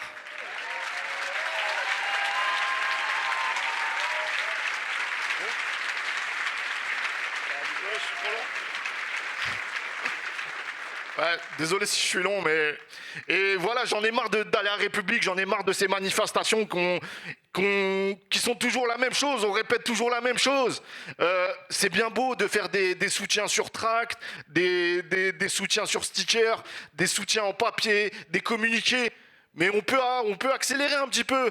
Même Macron le plus grand hypocrite sur la Palestine, hein, le plus grand hypocrite qui continue à donner des armes, à livrer des armes et à être directement impliqué sur le génocide en cours. Parce qu'il y a des armes qui partent, des armes françaises qui vont là-bas et qui vont tuer des enfants là-bas.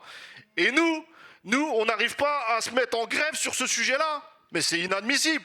Pourquoi? On a peur de quoi? On a peur de quoi, bordel? Voilà.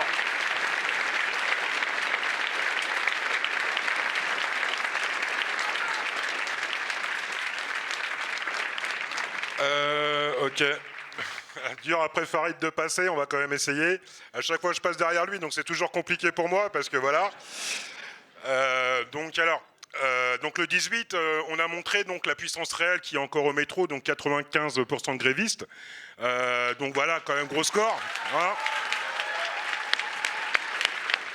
Alors, le 18, en fait, il prouve 2 choses. Il va d'abord prouver qu'au métro, on est toujours capable de bloquer. Ça, c'est hyper important. Ensuite, que notre force apporte un appui majeur à tous les autres secteurs qui sont en lutte.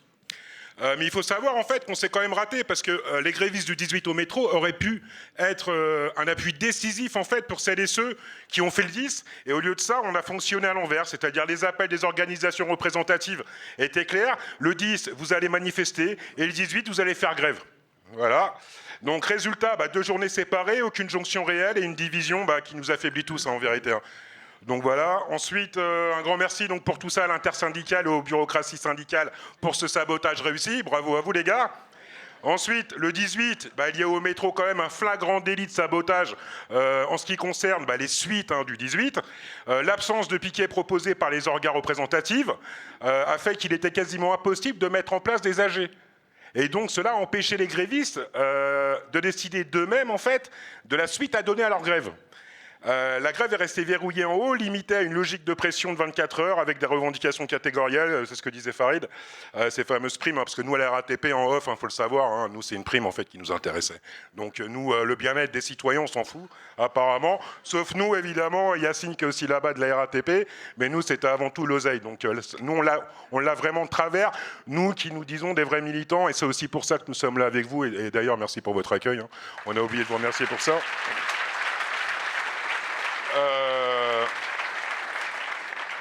Donc l'absence de piquet proposé a fait qu'il n'y a pas eu d'AG. Donc à partir du moment où il n'y a pas d'AG, on ne peut pas donc décider d'une reconductible. C'est la base. Voilà, donc on nique les piquets, on fait en sorte qu'il n'y en ait pas, comme ça il n'y a pas de suite sur les mouvements. Voilà ce qu'a fait l'intersyndicale à la RATP. Donc en gros, le bilan du 18, il est super simple. On a la force encore à la RATP au métro, on l'a prouvé, mais on est neutralisé par l'intersyndicale.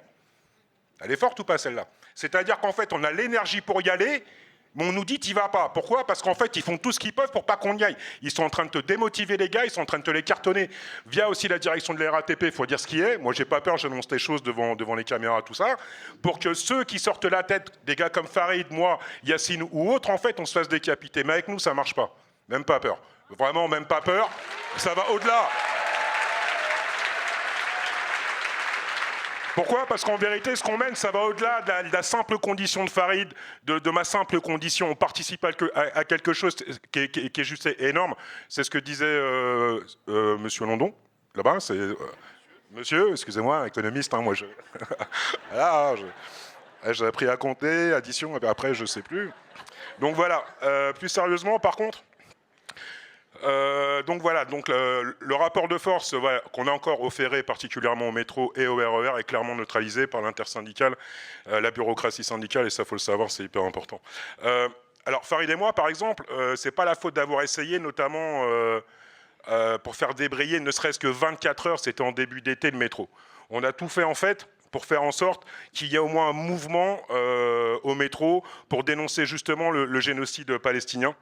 Mais là encore, on s'est heurté à des murs, Farid et moi et d'autres, hein, parce qu'il y en a d'autres. Hein. Il y a aussi des gars, Farid et moi, on est solidaires. Mais on a aussi des gars de la CGT qui ont pris leurs responsabilités, qui sont partis au carton comme nous. Et eux, comme nous, en fait, ils se sont pris ce mur-là. Et le mur, en fait, c'est on n'y va pas, désolé. Alors attendez, excusez-moi, je suis un peu perdu dans mes... Tac. Donc en fait, la bureaucratie syndicale, encore une fois, c'est pas que je veux tout le temps tout lui mettre sur le dos, mais comme c'est tout le temps eux, donc je suis tout le temps obligé d'en parler. Voilà, c'est pas compliqué. Donc la dénonciation des génocides par les simples tracts, c'est ce que disait en fait Farid. Tracts, stickers sous effet de communication, ça va juste 5 minutes quoi. Parce qu'en fait, ça change rien, ça bloque rien, ça construit rien, et surtout, ça résout rien. Faut bien comprendre quoi je veux dire. Donc franchement, si un génocide ne justifie pas un appel au blocage total du réseau, expliquez-moi donc à quoi sert notre rapport de force. Je peux pas être plus clair. C'est exactement ce que disait en fait Farid. Arrivé à un moment, quand tu as la chance d'être conducteur, conductrice de métro ou de RER, tu mets en fait ce rapport de force à disposition. Point barre. Là, on est en train de parler de crimes de guerre, de gens qui sont tués en masse, que ça soit en Palestine ou en RDC ou ailleurs, peu importe. Gros chapeau aussi pour les dockers de Gênes. Qui ont organisé des blocages. Alors félicitations à vous les gars et les filles, hein, voilà, félicitations à tous. Dockers de Gênes ont organisé donc des blocages des terminaux portuaires et ont refusé de charger ou décharger les navires liés à Israël. Ces actions de solidarité internationale ont empêché des cargaisons d'armes ou de matériel de passer, affirmant haut et fort que le mouvement ouvrier, s'il le souhaite, peut frapper l'économie de guerre. Il faut bien comprendre ça. Le mouvement ouvrier, en fait, peut frapper l'économie de guerre. Ton navire, je te le charge pas, ton avion, je te le décharge pas. Il n'y a rien qui bouge. Voilà, c'est aussi la force du salarié, la force de l'ouvrier et de celui qui ose, en fait, et qui n'a surtout pas peur de se redresser. Donc, ce qu'ils ont fait, c'est quand même énorme. Les dockers ont fait ce qu'il fallait faire, et ça, c'est très bien. Et c'est pour tous ces exemples, en fait, qu'il est important et central de s'organiser à la base, participer et construire aux AG, notamment Bloquons Tout, et notamment celle de Gare du Nord, où on convergeait cheminots, hospitaliers, lycéens, étudiants, enseignants et bien entendu agents RATP. Alors, ce n'est pas une idée nouvelle. Hein. Déjà en 2019, la RATP avait été fer de lance de la grève contre la réforme des retraites. On disait alors que la RATP est un secteur, comme le disait en fait Farid, qui avait gilet jaunisé. À l'époque, on avait commencé par les rencontres RATP-SNCF. où les conducteurs des deux boîtes échangeaient directement sur la manière de tenir la grève et de la reconduire. De ces rencontres est née la coordination RATP-SNCF qui a joué un rôle décisif pour donner confiance, centraliser les infos et proposer aux grévistes une alternative aux directions syndicales. Voilà, ça faut le savoir. C'est ce type d'initiative qui a permis à la grève en fait de durer près de 2 mois. Clairement, sans RP, nous, on passait pas janvier. Je vous dis merci à tous. Tous ceux qui ont fait en sorte que l'intersyndicale ne réussisse pas à nous plomber durant les vacances de Noël. Voilà, gros merci à Laura qui était là, gros merci à Anas qui était là. Ça n'a pas toujours été facile entre nous tous, parce qu'on se découvrait, on ne connaissait pas, et maintenant qu'on a connu, on est là. Donc c'est qu'en fait, finalement, voilà, on est à notre place, quoi, en vrai. On est du bon côté de la barricade, tout à fait. Non, parce que, en fait, le truc, s'il faut savoir, c'est que pour eux, ça n'a pas été facile. Là, je sors un petit peu du truc, ça n'a pas été facile. Ils se sont pris toutes les organisations syndicales de la RATP, en fait, entre les gens. Des bâtons dans les roues. C'est des arbres, en fait, qui leur ont mis dans les roues, là, pour pas qu'ils avancent et pour pas qu'ils viennent nous aider. Mais malgré ça, ils ont quand même insisté. Et en plus de ça, ils avaient aussi la pression de leur propre syndicat. Voilà, donc c'est pour ça que je profite d'être là pour vous remercier. Ça fait 5 ans. Mieux vaut tard que jamais. Merci à vous. Voilà. Et en fait, et je finis rapidement, et en conclusion, donc sur ces bases de reconductibles, etc., donc il faut absolument remettre les piquets vivants, les AG souveraines, coordination intersecteur, qu'on doit faire repartir dès le 2 octobre pour passer de la résistance ponctuelle à la rupture générale. Le 2 octobre ne doit pas être une simple soupape pour relâcher la pression, comme l'aimerait en fait l'intersyndicale. C'est le jour où tout doit se décider en fait. La jonction entre la rage du 10 septembre et la puissance du 18. Le jour où se décide enfin une grève dure qui paralyse l'économie, qui étouffe le pouvoir jusqu'à l'asphyxie. C'est le seul moyen de faire tomber Macron et ses complices. Et tout le cartel qui nous écrase, parce que pour moi c'est un cartel, c'est un système mafieux, donc voilà. Et donc d'arracher ce qui nous revient. Merci à vous.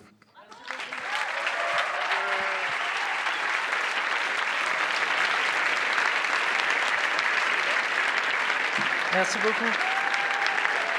Merci beaucoup, Farid et Laurent. Pour enchaîner, parmi nos autres invités, militants, syndicaux, ouvriers, il y a un secteur qui c'était inconcevable qui ne soit pas représenté aujourd'hui. C'est celui de la santé, et notamment l'hôpital Tenon, qui a été un des points névralgiques de la mobilisation le 10 et le 18. Et donc j'ai le plaisir d'accueillir Hugo, qui est un travailleur de l'hôpital Tenon et militant syndical.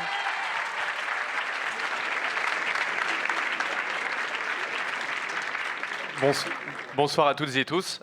Merci d'abord de l'invitation. Ça fait chaud au cœur de vous voir aussi nombreux et nombreuses du coup dans cette salle. Ça fait du bien, ça redonne de l'énergie et ça donne envie de se bouger pour faire tomber ce gouvernement.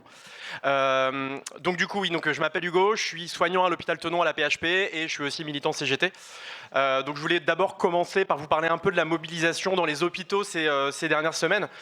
Donc ça a commencé courant de l'été, où à l'appel de l'intersyndicale des hôpitaux de Paris, il y a eu une vingtaine d'assemblées générales qui se sont déroulées dans différents hôpitaux, avec parfois plus d'une cinquantaine d'hospitaliers mobilisés comme à Broca, Beaujon ou Tenon. Donc ça, c'est quelque chose d'assez exceptionnel pour le secteur.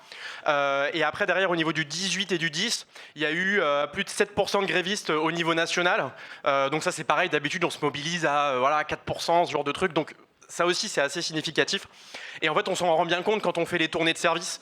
La colère des hospitaliers, elle est présente, avec une envie de voir dégager Macron et une exaspération vis-à-vis des différents plans d'austérité qui ne font que dégrader nos conditions de travail et nos conditions de vie. Faut savoir du coup qu'à l'hôpital, en fait, on travaille dans des services qui sont en sous-effectif depuis des années, et donc c'est une situation qui est devenue la norme. Et donc en fait, quand on veut faire grève, on est automatiquement assigné à nos postes pour assurer la continuité des soins. Et en fait, dans certains cas, c'est même fait cette assignation de manière abusive. Et donc, par exemple, dans mon service, le 18, il y avait l'ensemble de mes collègues paramédicaux qui étaient en grève, mais tous assignés. Donc, en fait, au-delà de dégrader les conditions des soins, les sous-effectifs, c'est aussi une atteinte fondamentale à notre droit de grève. Et c'est pour ça que...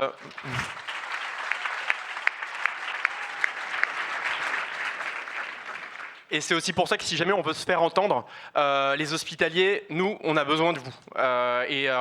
Pourquoi ? Parce qu'en fait, tout le monde finit par avoir besoin de l'hôpital. Je ne souhaite vraiment aujourd'hui à personne de se retrouver dans des services d'urgence qui sont bondés, à faire des dizaines d'heures d'attente sans prise en charge autour de soignants qui sont au bord du burn-out. Je pense qu'il y en a pas mal dans la salle qui ont dû faire cette expérience, c'est assez traumatisant.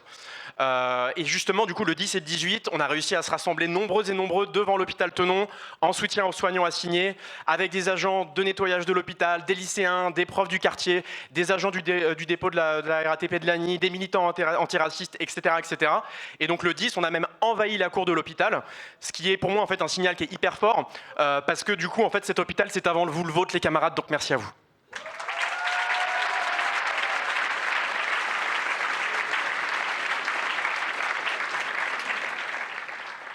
Pour revenir un petit peu en arrière, donc au début de la pandémie de Covid, on a été applaudis et encensés.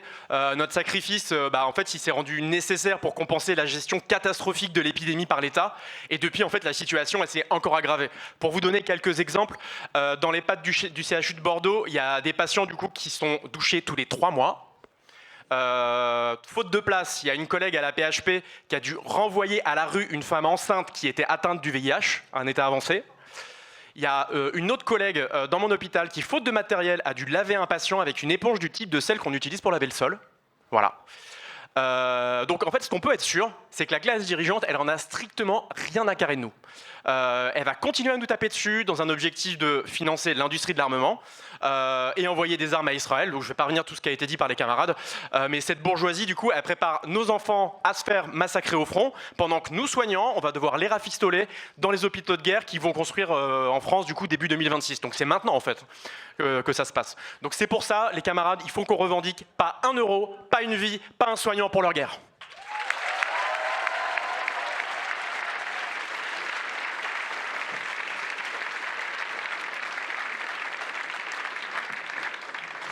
Alors oui, on veut de la thune pour les hôpitaux, les EHPAD et les médico-sociales, mais c'est à nous, travailleurs et usagers, de décider comment on travaille et comment on soigne. Tout le monde doit pouvoir être soigné gratuitement et sans condition d'accès aux soins.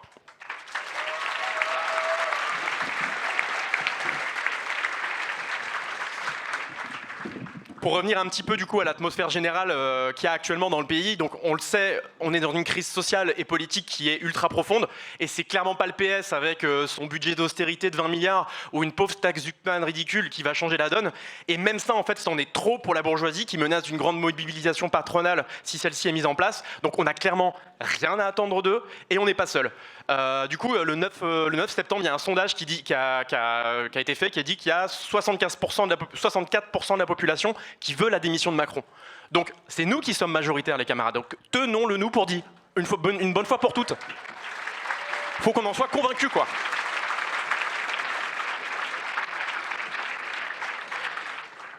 Et donc, si on veut l'emporter, ce sera clairement pas en suivant la stratégie de la grève parallèle de l'intersyndicale. Je ne vais pas revenir sur ce qu'ont dit les camarades de la RATP. Merci à eux d'avoir tapé bien comme il faut sur l'intersyndicale. Voilà, mais face à un patronat et un pouvoir radicalisé, seule l'unité de nos luttes, une vraie stratégie de grève reconductible, nous permettra de gagner, et ce, au-delà de nos revendications sectorielles. Et ça, on pourra le faire que en s'organisant par nous-mêmes, dans les AG Bloquons Tout, sur nos lieux de travail et nos lieux d'études. Il faut que l'on débatte et que l'on revendique nos propres mots d'ordre, comme par exemple la démission de Macron et Le Cornu, l'augmentation des salaires, l'interdiction des licenciements, mais aussi des revendications qui sont intrinsèquement politiques. La dénonciation du génocide en Palestine, la reprise du pouvoir aux politiciens professionnels qui n'en ont rien à foutre de nous. Et donc pour le 2 octobre, je pense qu'il faut qu'on se mobilise au maximum. Pour quelques petits horaires, donc il y a les camarades de Lagny à 5h30 qui vont, comme d'habitude, bloquer leur dépôt. Ensuite, du coup, devant l'hôpital Tenon, on va faire un soutien à l'hôpital public, donc un petit rassemblement comme d'hab. Et ensuite, du coup, je vous invite à rejoindre l'Assemblée Générale de Bloquons Tout de Gare du Nord à midi, afin qu'on se coordonne pour après le 2. Et enfin, du coup, qu'on rejoigne le pôle grève générale en tête de manif pour exiger la démission de Macron. Donc ne laissons surtout pas la main à l'intersyndicale, coordonnons-nous entre AG pour construire cette reconductible et allons chercher les 64% des gens qui veulent la démission de Macron. Merci à vous les camarades. Merci beaucoup.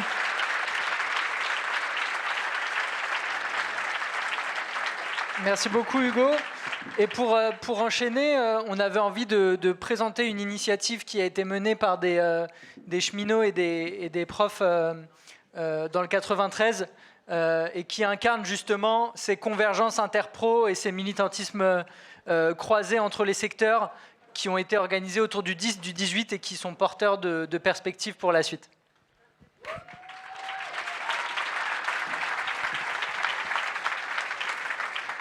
Salut tout le monde, je m'appelle Bastien, je suis prof dans un collège au Blanc-Ménil en Seine-Saint-Denis et à l'hôpital comme dans les transports qui se sont fait laminer, le secteur de l'école il est au cœur des attaques austéritaires. Et les élèves ils en bavent de plus en plus, la crise de recrutement c'est pas un fruit du hasard, les suicides qui se multiplient non plus. Et c'est pour ces raisons qu'on était dans la rue le 10 et qu'on était encore plus le 18. Et d'ailleurs, ce jour-là, on était 45% du secteur à être en grève. Les profs, on est au beau milieu. Les travailleurs de l'éduc, on est au beau milieu de la jeunesse. On est aussi avec les travailleurs qui sont les parents de nos élèves parfois.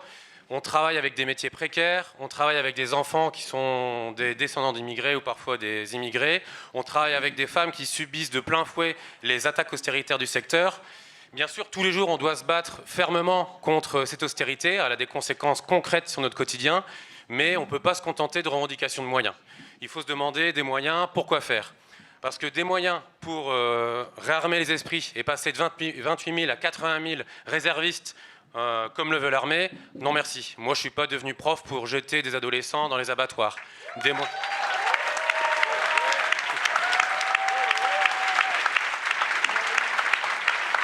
Des moyens pour construire des portiques devant les écoles comme dans les prisons, c'est pareil, c'est non.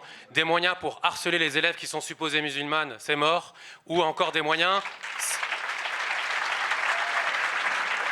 C'est ce qui se passe au Blanc-Ménil, dans la ville où je travaille. La mairie, elle est prête à mettre de l'argent pour permettre à quelqu'un de la BAC de parler de consentement des collégiens. En fait, si on se pose uniquement la question des moyens, voilà ce qui peut se passer. On doit politiser nos revendications. On ne peut pas se contenter de la question des moyens, parce que si on se contente de ça, on risque de se perdre dans les défaites et de s'enfermer dans un corporatisme conservateur. Et en tant que travailleur de l'éduc, on a un rôle à jouer là-dedans. Et ce rôle à jouer, avec certains collègues du Blanc-Ménil, on l'a joué en établissant des liens avec les cheminots du Bourget qui travaillent au centre de triage collé au Blanc-Ménil. Et ces jonctions, elles sont nécessaires pour ne pas se contenter de luttes qui sont sur la défensive et construire des mobilisations où ce sont les travailleurs qui décident. Cet été, les cheminots, ils ont réussi à remporter une grève qui a été exemplaire de 59 jours. Ils n'ont pas été dupes du dialogue social et ils sont rentrés dans un rapport de force qui a fait reculer sur des suppressions de postes. Et c'est sur cette voie qu'on doit avancer, pas se contenter d'essayer de convaincre l'ennemi, mais le faire reculer. On se rend aux réunions syndicales avec des collègues et aux AG des cheminots pour essayer de s'entraider, pour discuter des attaques communes qu'on subit et voir comment on peut se structurer à la base. Ça nous permet de voir surtout qu'aucune lutte n'est gagnée d'avance et que toute victoire elle se construit avec patience. Et puis surtout, je répète ça, c'est important, ces travailleurs, c'est aussi les parents de nos élèves. Si on se bat pour eux, ils pourront se battre avec nous. Et c'est nous qui avons fait grève, c'est nous qui avons perdu 2 journées de salaire, c'est nous qui devons construire la mobilisation et réfléchir aux suites. Pour le moment, les directions syndicales, elles n'ont proposé aucun plan de bataille pour les suites du 2. Ils prétendent ne pas avoir le bouton de la grève générale, mais apparemment, ils ont le bouton pause. Et comme pour la réforme des retraites, ils ont su l'utiliser. C'est à nous de nous organiser en assemblée générale locale et interprofessionnelle pour avancer sur la construction d'une grève générale politique. Et c'est en se structurant par le bas qu'on évite les stratégies de défaite et démobilisatrices. Massifier le mouvement pour construire la grève, ça nécessite de lutter avec les parents, de lutter avec les agents territoriaux, avec les travailleurs des transports, avec les métiers les plus précaires de l'éducation, qui sont parfois un peu mis de côté par l'intersyndicale. Depuis environ 1 mois, on essaie d'impulser. Là, c'est une proposition. Depuis environ 1 mois, on essaie d'impulser une dynamique d'assemblée générale à Drancy. Il y a des terrains où les traditions militantes, elles ont été un peu abîmées. On essaie de les reconstruire modestement parce qu'on sait que c'est vital. Et donc, si vous habitez à Drancy, au Bourget, à Bobigny ou au Blanc-Ménil, ou si vous y travaillez, rejoignez-nous dans ces assemblées générales où on pourra s'organiser ensemble. Pour faire tomber Macron, c'est nécessaire de se structurer par le bas. La prochaine réunion en commun qu'on va organiser, retenez bien la date, l'endroit et l'heure, c'est le jeudi 2 octobre à 9h30 au triage de fret de Drancy. Donc ça permettra de discuter, de s'organiser avec les cheminots, les enseignants du Blanc-Ménil, les travailleurs et les travailleuses et les habitants qui se sont déjà organisés depuis l'été autour de Bloc-Contoux sur ce terrain-là. Bon, à jeudi, bonne soirée.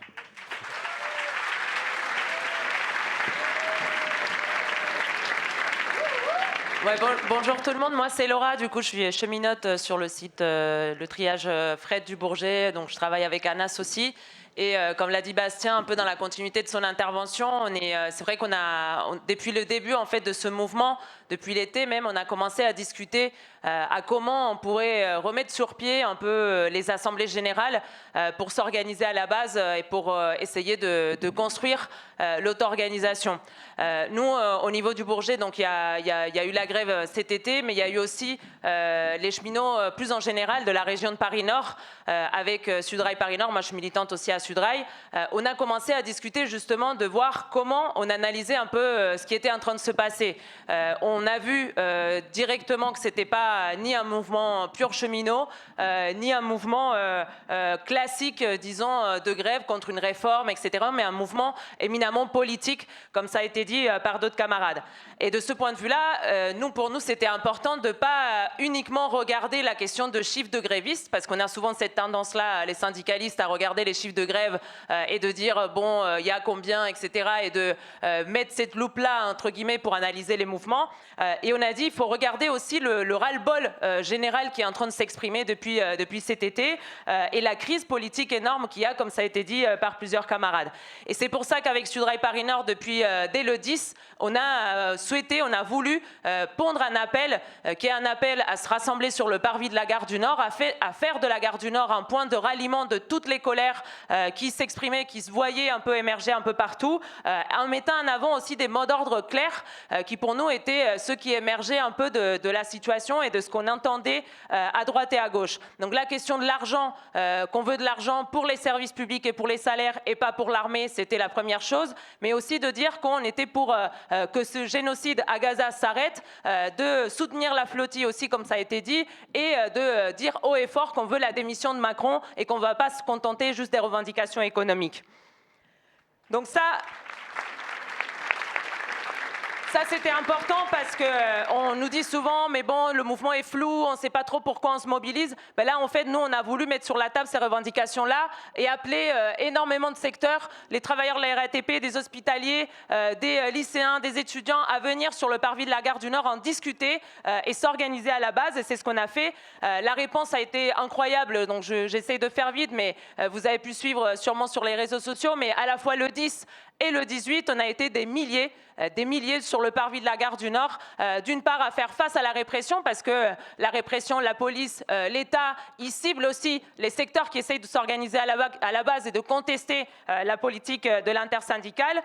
C'est exactement ce qu'on est en train de faire, ce qu'on est en train de construire, que le pouvoir déteste le plus. Donc c'est pour ça, y compris qu'ils nous ont envoyé la police, et on a été obligés, y compris de s'organiser, de s'auto-organiser pour faire face à cette répression et à voter aussi la question de l'interpellation aussi des directions syndicales par rapport à cette question de la répression, mais aussi par rapport au plan de bataille, par rapport au mot d'ordre, comme ça a été dit par d'autres camarades, de se mêler d'une certaine manière de cette crise politique qui existe dans le pays, qui va pas se terminer le 2, combien même l'intersyndicale souhaite que ça s'arrête et qui ne donne pas de perspective au-delà. La crise politique, elle va continuer, donc il va falloir qu'on s'organise et qu'on continue à remplir les assemblées générales de ce point de vue-là. Et on a voté un truc très important, ça a été revendiqué aussi par d'autres camarades, mais le cortège qu'on a fait le 18 en tête de manifestation, où on a justement avec une énorme banderole qui par ailleurs a été arrachée par la police, on va la recoudre pour info pour le 2 octobre, donc elle sera de nouveau sur pied.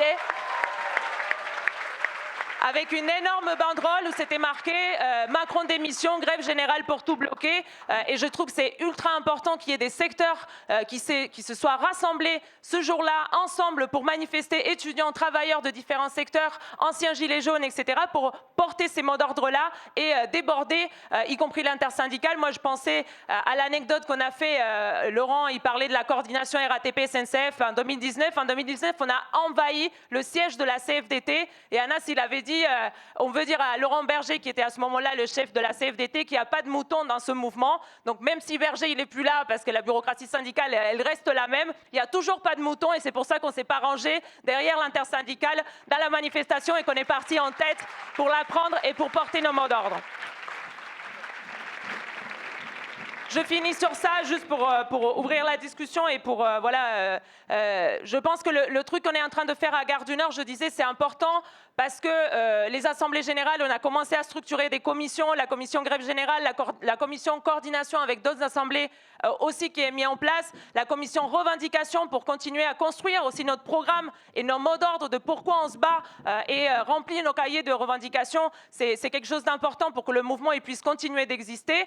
Et aussi, on estime que ça, c'est fondamental. Et si on ne veut pas se faire confisquer notre mouvement par les directions syndicales, il va falloir faire ça partout, des assemblées générales partout, les construire, les massifier.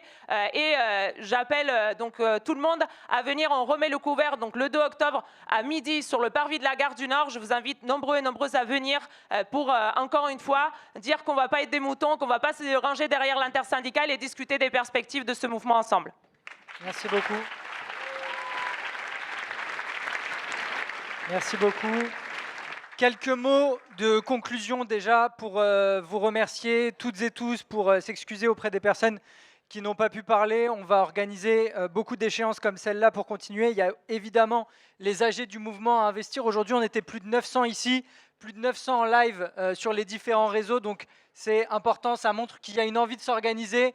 Il y a une envie de discuter et évidemment qu'on ne peut pas l'épuiser en une seule réunion et donc il faut continuer. Pour la suite des AG du mouvement à laquelle on participe et auxquelles on invite à participer, des actions qui s'organisent, par exemple autour de l'AG de Gare du Nord. Je sais qu'il y a un tractage qui s'organise lundi. Il va y avoir une AG à Gare du Nord à l'occasion de la journée de grève du 2 octobre. Il va y avoir un rassemblement à l'hôpital Tenon. Tout ça, on vous tiendra informé, mais pour ça, laissez votre contact. Mais je ne voulais pas dire seulement ça, camarades, je voulais dire également quelque chose sur Révolution Permanente, parce qu'aujourd'hui, on a beaucoup parlé du mouvement, on a beaucoup parlé de la lutte, on a beaucoup de camarades de lutte qui sont venus s'exprimer pour parler de la coordination RATP-SNCF, qui est un cadre d'auto-organisation qu'on avait contribué à impulser aux côtés des camarades de la RATP. On pourrait aussi évoquer le réseau pour la grève générale qu'on a impulsé en 2023. Tous ces cadres de lutte, nous, ça fait partie de notre pratique quotidienne de les impulser, d'aider à renforcer l'auto-organisation, d'aider à renforcer la coordination des secteurs, d'aider à lutter contre les plans de la défaite de l'intersyndicale. Mais ça, camarades, on ne le fait pas seulement parce qu'on aime bien lutter, on le fait parce qu'on a un autre objectif, qui est la révolution. Et on n'est pas seulement une organisation pour la lutte, on n'est pas seulement un syndicat plus, on n'est pas seulement une organisation de lutte de classe, on est aussi une organisation politique révolutionnaire. Et ça, je voulais y insister parce que plusieurs camarades l'ont dit de manière importante, ce mouvement, il est politique. Mais le problème, camarades, c'est que les mouvements sociaux politiques, ce n'est pas la norme, comme l'a très bien dit mon camarade Frédéric Lordon. Et il y a beaucoup de forces dont la logique institutionnelle, d'une certaine manière, s'oppose au fait de pouvoir profiter à fond de ces potentialités politiques du mouvement. On a parlé de l'intersyndicale qui veut transformer l'énergie des secteurs en grève en outil pour monnayer des miettes avec Sébastien Lecornu. On a parlé de la gauche institutionnelle qui est là pour transformer cette énergie des masses en bulletin de vote pour aller poursuivre la logique institutionnelle en changeant les dirigeants sans changer le système. Et nous, on est profondément convaincus que la lutte de classe, elle est politique, mais on est aussi profondément convaincus que s'il n'y a pas des organisations politiques lutte de classe, que s'il n'y a pas des organisations politiques révolutionnaires, ces luttes, elles sont vouées à servir de masse de manœuvre pour d'autres projets, pour des projets justement qui ont pour but d'utiliser cette énergie dans le cadre du système existant. Ce qu'on essaye de faire avec Révolution Permanente, c'est d'essayer d'utiliser chaque lutte pour construire cette perspective de la révolution, pour construire la perspective d'une organisation et de lutte qui ne se contente pas de se défendre, mais qui commence à se donner des revendications qui cherchent à mettre à bas ce système, à s'attaquer au pouvoir du capital, comme l'a dit Frédéric, à s'attaquer aux institutions, etc., etc. Et pour ça, camarades, c'est décisif de renforcer ces organisations, de ne pas juste se contenter d'être des compagnons de route, mais de commencer à militer dans ces organisations pour les renforcer Et je veux dialoguer avec une idée, et je m'arrêterai sur ça. On le connaît, dans le feu de la lutte, il y a beaucoup de camarades qui nous accompagnent, qui sont à nos côtés, dans les AG, dans les grèves, dans les facs. Mais ensuite, au moment où il y a des élections, au moment où il y a des coalitions de la gauche institutionnelle, on nous dit RP, c'est bien pour la lutte, mais après, quand la politique, elle revient aux élections, là, ça devient plus sérieux. Il faut retourner dans les compromis, les alliances, les négociations, il faut être réaliste, etc. Nous, on pense que si on ne renforce pas avec notre force quotidienne, avec notre force militante, une organisation révolutionnaire, si on ne construit pas des organisations révolutionnaires, on est condamné à faire de ces moments-là notre destin, c'est-à-dire en permanence à aller de moindre mal en moindre mal, en permanence à participer à renforcer des projets qui malheureusement peuvent exprimer des aspirations progressistes, mais qui ont pour but de le faire dans le cadre du système établi. Et si on veut dépasser ça, il n'y a pas de raccourci. Il faut construire des organisations révolutionnaires qui cherchent à pousser les mouvements jusqu'au bout, à leur permettre de déployer toutes leurs forces et à être eux-mêmes le vecteur de la politique et pas juste à travailler pour que des autres appliquent la politique à leur place. Et ça, je voulais vous le dire pour vous inviter à nous contacter, à laisser votre contact, à commencer à militer pour la révolution dans les lieux d'études, dans les lieux de travail, parce que vous avez entendu tous les exemples des politiques qu'on mène, le pôle grève générale, la coordination sociale, du social à Montpellier, toutes les grèves qu'on a menées par le passé, toutes les luttes étudiantes qu'on a menées, mais on est quelques centaines de militants, camarades. Et si demain on est quelques milliers, imaginez, on pourrait avoir des pôles grève générale dans chaque ville de France, on pourrait transformer chaque grève dans laquelle on intervient en une énorme démonstration de force qui articule l'ensemble des secteurs qui ont envie de lutter. On pourrait commencer à transformer tous ces mots d'ordre dont on parle, cette question de l'Assemblée unique, cette question de ne pas s'arrêter à taxer le capital, mais exproprier les secteurs stratégiques de l'économie sous le contrôle des travailleurs, les services publics sous le contrôle des travailleurs, pas juste en incantation, pas juste en mot d'ordre, en objectif pour radicaliser la lutte, mais en réalité qui est incarné dans des secteurs qui se mobilisent et qui les défendent. Voilà, je voulais dire ça rapidement en quelques mots pour conclure et pas vous prendre plus de temps, mais laissez votre contact, restons en contact et de toute façon, on aura l'occasion de discuter de tout ça dans les semaines et dans les mois à venir. Merci à tous. Une dernière chose, en lien avec tout ça, camarades, on va organiser dans les prochains mois des assises nationales de révolution permanente. On va organiser des AG locales et des grandes réunions nationales pour parler de révolution permanente. Et donc, on vous tiendra au courant de ça. Ça aura lieu après les élections municipales. On va aussi organiser des assemblées générales et des assemblées ouvertes dans beaucoup de villes. Donc, inscrivez-vous et on vous tiendra au courant de tout ça. Merci à toutes et tous.